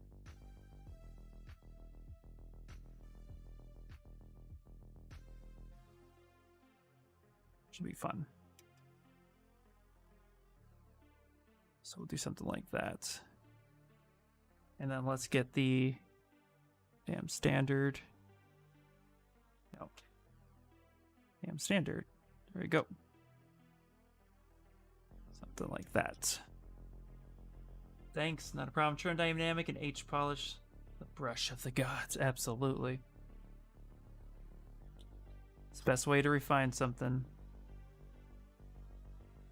Then you can really clean that up. All right. All right. That is going to be it for the day. Guys, thank you so much for coming in. I really appreciate it. Thank you guys so much for the raid. I really encourage you guys to try this challenge as well. If you guys are really interested in it, please let me know. And just, you know, take 3 hours, subtractive sculpt. We did it from a cube. I'm going to go ahead and save this.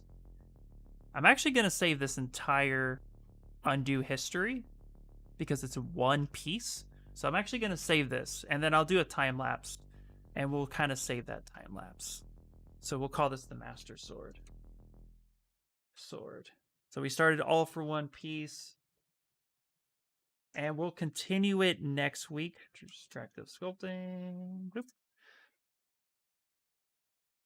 So, can you explain your Discord thing real quick? Absolutely. So here's the link to my stuff. If you guys want to follow me, check out my Discord. My Discord is pretty much more of a community where people can just come hang out. You can post your work. You can tag me in it. There's tons of artists in there who just love hanging out. And you can always ask a question, and I'll try to answer it as best I can. I also let you know when I'm streaming. And then there's also other good deals and stuff in there as well. So, you know, if you guys need anything, you know, it's just a good, nice place to come, hang out, post your stuff. It's nothing too complicated or anything like that. So yeah. So hopefully that works. Please join if you would like. If you guys would like to take part of this challenge, I highly encourage it. I think it's great. It's a lot of fun. It's definitely going to take some time to refine it, but subtractive sculpting, yeah, that's a very unique thing. And I'm pretty intrigued. So, thank you guys so much. I really appreciate it. You made some great progress. Thank you so much, Nickel. So you guys take it easy. Please enjoy yourself. If you guys are watching this after and you made it this far, thank you guys so much. Don't forget to subscribe to YouTube on the Pixologic. Don't forget to follow them on the Twitch as well. And thank you guys so much for the great questions. And if you have more questions, please, please, please, absolutely jump in there. So if you follow my link tree, which I posted, that will take you to my Discord. Just go ahead and click there and you have access to everything that I have. Patreon, ArtStation, YouTube. Discord is down at the bottom. Just scroll down. I got like 18 links. Awesome, guys. Thank you so much. I appreciate it. You guys take it easy, and I'll catch you guys next Sunday. It's every Sunday at 5 p.m. That's Pacific Standard Time. That's where I'm at.